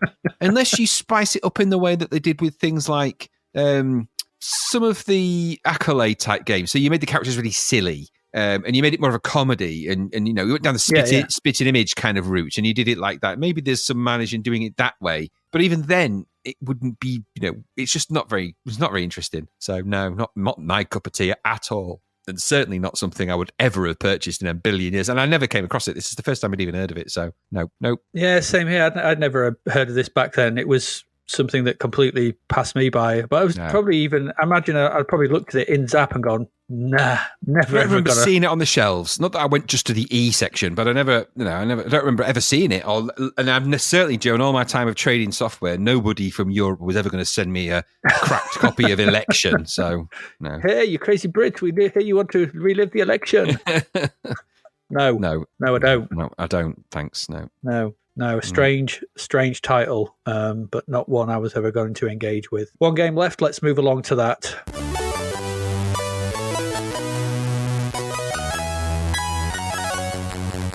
And this interesting one, I'm not sure, we may not like it, but it's interesting. This is Twin Tornado, Graham. Twin Tornado. Published by Dr. Soft, originally a BBC title. Dr. Soft, yeah. They previously did a game on the C64 back in 1985 called 747, which gives you a kind of a clue where we're heading. Yes, you know where we're going. Mainly doing BBC stuff. We're heading to Flight Simulator Avenue. Now, there is some couple of niche things about this. So, firstly, it's a flight simulator where you get to fly a tornado warplane. That sounds dead exciting. So you get in the cockpit of that. The exciting thing here is you could actually hook this up via a serial cable to another Commodore 64 and play it two-player. That is pretty exciting, that idea of doing that. It's pretty exciting. Don't know how the technology works behind that. Pretty crazy, really, but you could do that. There's another quirky thing about the controls as well. I'll come to that in a minute. This is a vector simulation, or as I like to call them, a dull nightmare of interconnected lines jutting around a blue and green background. No different, really. This is no different. Is that the dictionary definition of vectors? Yeah, it should on be. The C64, yeah. This is no different in terms of its look to any of these other games that are out there. The best flight sims haven't involved vectors, generally. They've been a little bit more sprite arcadey based. These vector ones that are pure vector like this are utter shit. I'm sorry if you like flight simulators, but this is not a good simulation of flight. It's not. Anyway, come back to all of this stuff. So, as you can imagine in a game of this type, you can control this with a million buttons on the keyboard. There's so many options, it's ridiculous. Loads. I think 60 controls or something. I couldn't find the instructions. I didn't need to find them. Luckily, there were some of the basic key commands for controlling it were on the sort of intro screen of the game. So I sort of ran my way with that. You can control this with a joystick or two joysticks. If you're feeling really fruity, you can plug a second one in. One controls your thrust and the other one controls your flight controls. Now that is cool. Now you think, wow, that's amazing. How will you then control the keyboard parts? Well, massive Robo Wang. Robo Wang comes into play here. They provided you with a stick that you could just balance into your jean trousers and you could just sort of jump up and down. Waggle it and exactly. Hope you hit the right key. Exactly. It had a bit of an end weight, so it was a bit like, a bit like an apple in a sock, and you could just jump up and down. That would eventually land on the keys. So maybe that's how they did it. Further use for the the connector cable that came with the game. Exactly. Well, you had to buy that separately. The serial cable was a separate purchase. You got a voucher with the game if you bought it, and you could get it £3 cheaper, but you had to send off for that. So just when you thought they couldn't make a boring simulation any more uninteresting, they allow you to plug a second C64 in to make it even more boring, twice as boring. Twice. So the idea is that you can do dogfights. But the trouble is, this struggles visually in all the ways that these games always do, even with its joystick controls. Now, I had high hopes because the review in Zapped were going, oh, yes, this is a lot faster. It's the fastest vectors we've seen. You can even turn the background off so the vectors go quicker in this. It's something that they call the simulator design philosophy, which says, and I quote, due to the high frame rate required to simulate combat maneuvers, a facility to turn off parts of the visual display has been provided. So it's a simulator where you can turn off the background. That's not a simulator, really, is it? But I suppose it's a thing. It's a thing. It's a thing. All it's right. like, it's graphics options on modern day PC games. Yeah, I suppose. Actually, I never thought of it that way, but yeah, I suppose. So there's nothing in this game that's either visually appealing or interesting, certainly not to me as a person that literally hates vector games on the C64. Your instrument panel contains your revs per minute, heading, radar, bearings, your serial number for some reason on your airplane. I don't know why you need to know that, but it's there. If you die, if you crash your plane, you get another one. You start obviously with 0, and guess what? If you crash that plane, you get 001. Yeah, it made me laugh. You can have that for free. It also tells you your airspeed, of course, your Mach number, your artificial horizon, the landing system, etc., the altimeter, vertical speed, enemy altitude, fuel, ammunition, flaps, gear. You got flight controls. So your engine thrust can be done, like I said, with joystick port 1, or you can just do it with the keys. The old comma and this backslash. Good old comma and backslash, not plus and minus. That would make sense, wouldn't it? For thrust, comma comma and backslash. You remember them. Your favourite double act, comma and backslash. Here they come. I saw them at Blackpool once. You press B to turn your brake on, but you press spacebar to turn it off. That is just stupid. Stupid. Why can't the same button be on off? Why? Why is it spacebar to turn it off, B to turn it on? Why? Why is retract air brake W? Why? Why is it a W? Why is it extend air brake S? Why? Why don't do anything? Why supposed to be put your wings back? I mean, retract flaps is R. Okay, retract. Extend flaps is F. All right. Flaps.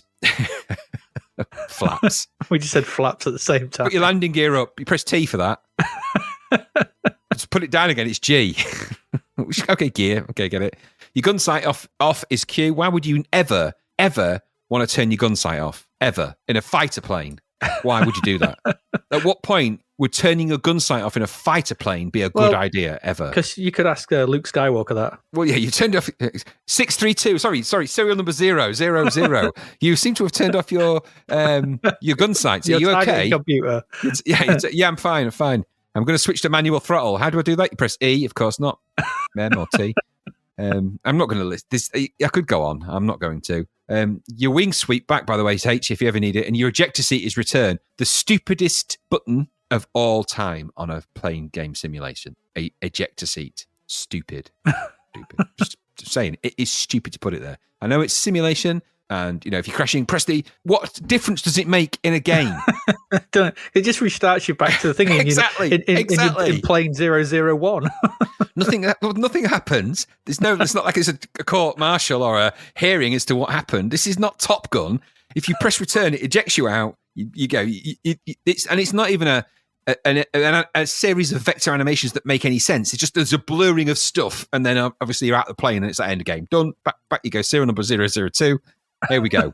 Stupid. Don't put an ejector seat button in, because I'm going to press that button. I am. Yeah, I did as well. There's loads of extra simulator controls as well. You can change your visual displays. You can turn the night and day cycle. By the way, in the instructions that I read, they spelt night with a K. I'm not sure what that means. The night visuals means it goes to a thin slit. And I don't know what that means. I think someone mistyped it, I think. You can Wilfred of Ivanhoe. You can decrease your reheat, or you can increase your reheat. I don't know what all this means. I'm guessing the in-depth instructions that must have come with this explain all of this stuff. Do you know, in this game, there's 3 modes and 17 skill levels. Yes, I actually saw that. think they're not skill levels, they're tolerance levels. That's how tolerant you are to jerky lines floating around on green or blue or both. The only thing that moved fast on this was the horizon, and that's only because it was just rotating the green and the blue block. The rest of it's just because I'm guessing it's an airbase, and I'm being very liberal with what I saw because for me it just looked like a really badly made vector hash brown that I was just kind of floating around badly. This was a hash brown menacing simulator. I just menaced a hash brown and periodically shot at something. It was just crap. Even the engine sound was everything crap.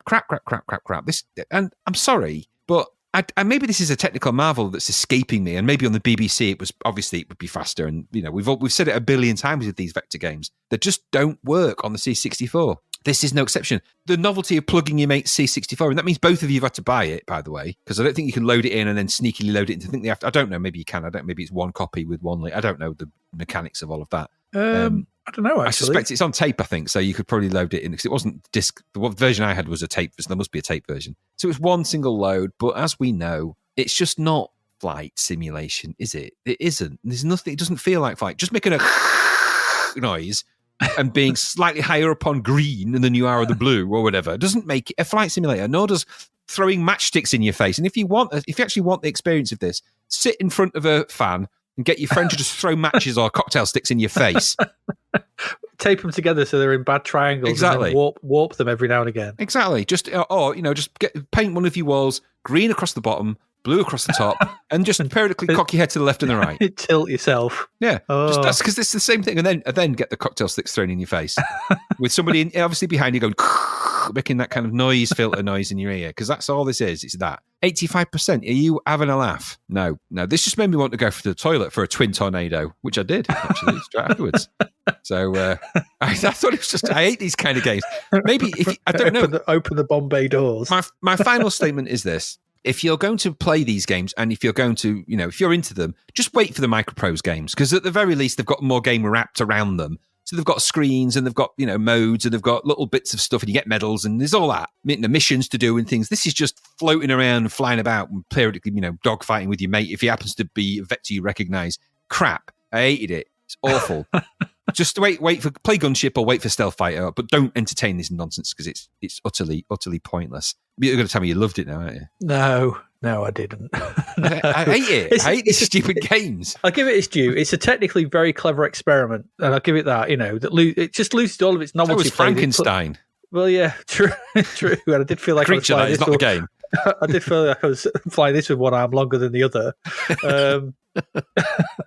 So it's a clever experiment. It just loses all of its novelty played in single player. Because this was on some TV show, wasn't it? I think it was on Tomorrow's World or something or other. Yeah, something like that. Micro World or something. Yeah, something or other. I can't remember. But as ever with these flight sims, there's just a plethora of keys and instruments to take care of as you pilot the twin tornadoes with its retractable wings, whatever. I mean, the main draw of this was the ability to link two C64s together with the purchase of a connecting cable and dogfight each other in the air. Without that, I'd rather play Ace, let's face it. The vectors are C64 vectors. I'm just going to leave it at that. You've described them, suitably well. Mathematically incompetent. That I don't need to go any further. But there's very little of them. There's so little of them, and I found myself once again in this sea of green and blue or black if I press the nighttime mode. That's the nighttime mode, and also if you turn the background details off, then there's literally nothing on the screen. It's just nothing. It's just a noise in a cockpit. Yeah. So I was doing very little apart from trying to keep my nose the nose up whenever I turned left or right. Every time you turn, you just wanted the plane just wanted to crash. It's the worst designed plane ever. But if you go straight, then this plane can fly. Yeah. What happens if you want to turn? It just wants to hit the ground. Well, that's bad. That's a bad design. And when I finally got near my target, it just whizzed past me. I was like, oh, God. I mean, there's something to be said for the ambition here. And I imagine at the time, hooking up a couple of C64s for it must have felt like the future, really. Because I remember us some years down the line when we hooked up your Amiga and a friend of ours, Richard's Amiga, we played Lotus Esprit Turbo. We did, yeah. It was good, that. And we had four of us on two TVs playing 4-player Lotus Esprit Turbo. And that was right. Lotus Esprit Turbo 2, I think it was. But it was good, that. It felt like, this is amazing, this is incredible. It felt technologically so far advanced of anything. And so I can kind of get this, but you'd rip that out, and you just play it as a single-player game. It's like there's way better fight sims already out on the machine. So, I mean, you've succinctly encapsulated everything that I probably think about this in an erudite manner. And yeah, this is an interesting experiment that just completely loses itself now because it was all about that, serial cable linking up two machines, which was interesting. But there you go. Not much else more to this. It's very slow and boring. It's supposed to feel like Twin Tornado. It says Mach 1 at the bottom. Yeah. I didn't feel like I was going Mach 1. No. I didn't feel like I was going any Mac. No, Apple Mac. No, nowhere near that. No, I think we're talking... I felt like I was a dodgy Mac. It wasn't very good. Not very good, that Twin Tornado.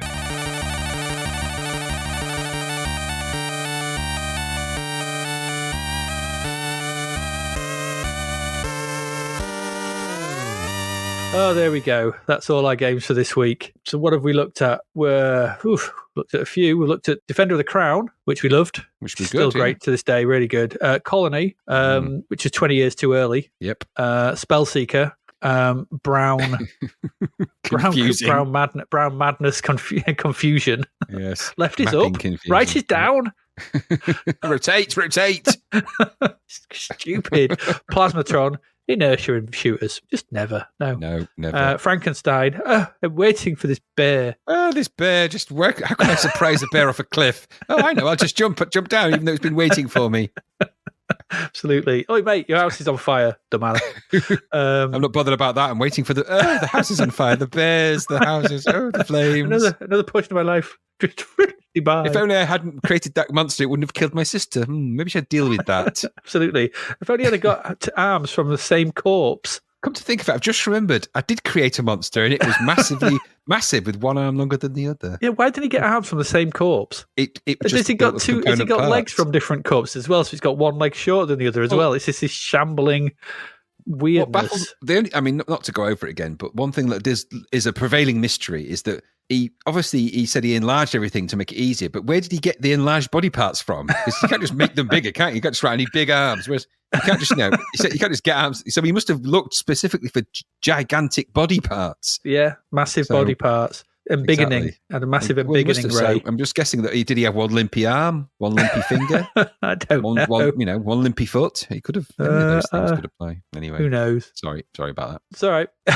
Bag Max, which was crap. Wonder Boy, which wasn't very good. Election, which was confusing and dull. And Twin Tornado, which is utterly pointless without the connector cable and playing it on your own. So there you go. That was our games for this week. That's another 9. We've got how many we got coming up? So next week, we've got our third part where we look at August. We've got another 10, is it, for next week? Yeah. We've got the Head Over Heels Quartet, Challenge of the GoBots, Hades Nebula, Max Talk, Oink, okay. Amarote, Metro Cross. Oh, not Amarote. I don't remember that all. Rastascan and Slap Fight. It'd be interesting when we get to Amarote, actually, because the C64 version I remember I think it's top down, but the other versions, the Spectrum 1 to 8K version was isometric 3D, I think. But obviously we'll come to that. But I remember everyone who had Spectrums, that was one of their games where they could go, ours is way better. We had Last Ninja and a release of Defender of the Crown at this point. And the strangely titled Slap Fight. Slap Fight, yeah. Arcade conversion, it's shootable. Yeah. So we got that. Those are coming next week. If you haven't done and you wish to support the podcast, you can do so financially by heading over to our Patreon at patreon.com/zapped to the past. And there's a couple of tiers there. You can throw us £1 or the equivalent of £1 and get our eternal thanks. Or you can go for the higher tier, which is price per pint of beer, roughly. Although in this day and age, it's probably half a pint.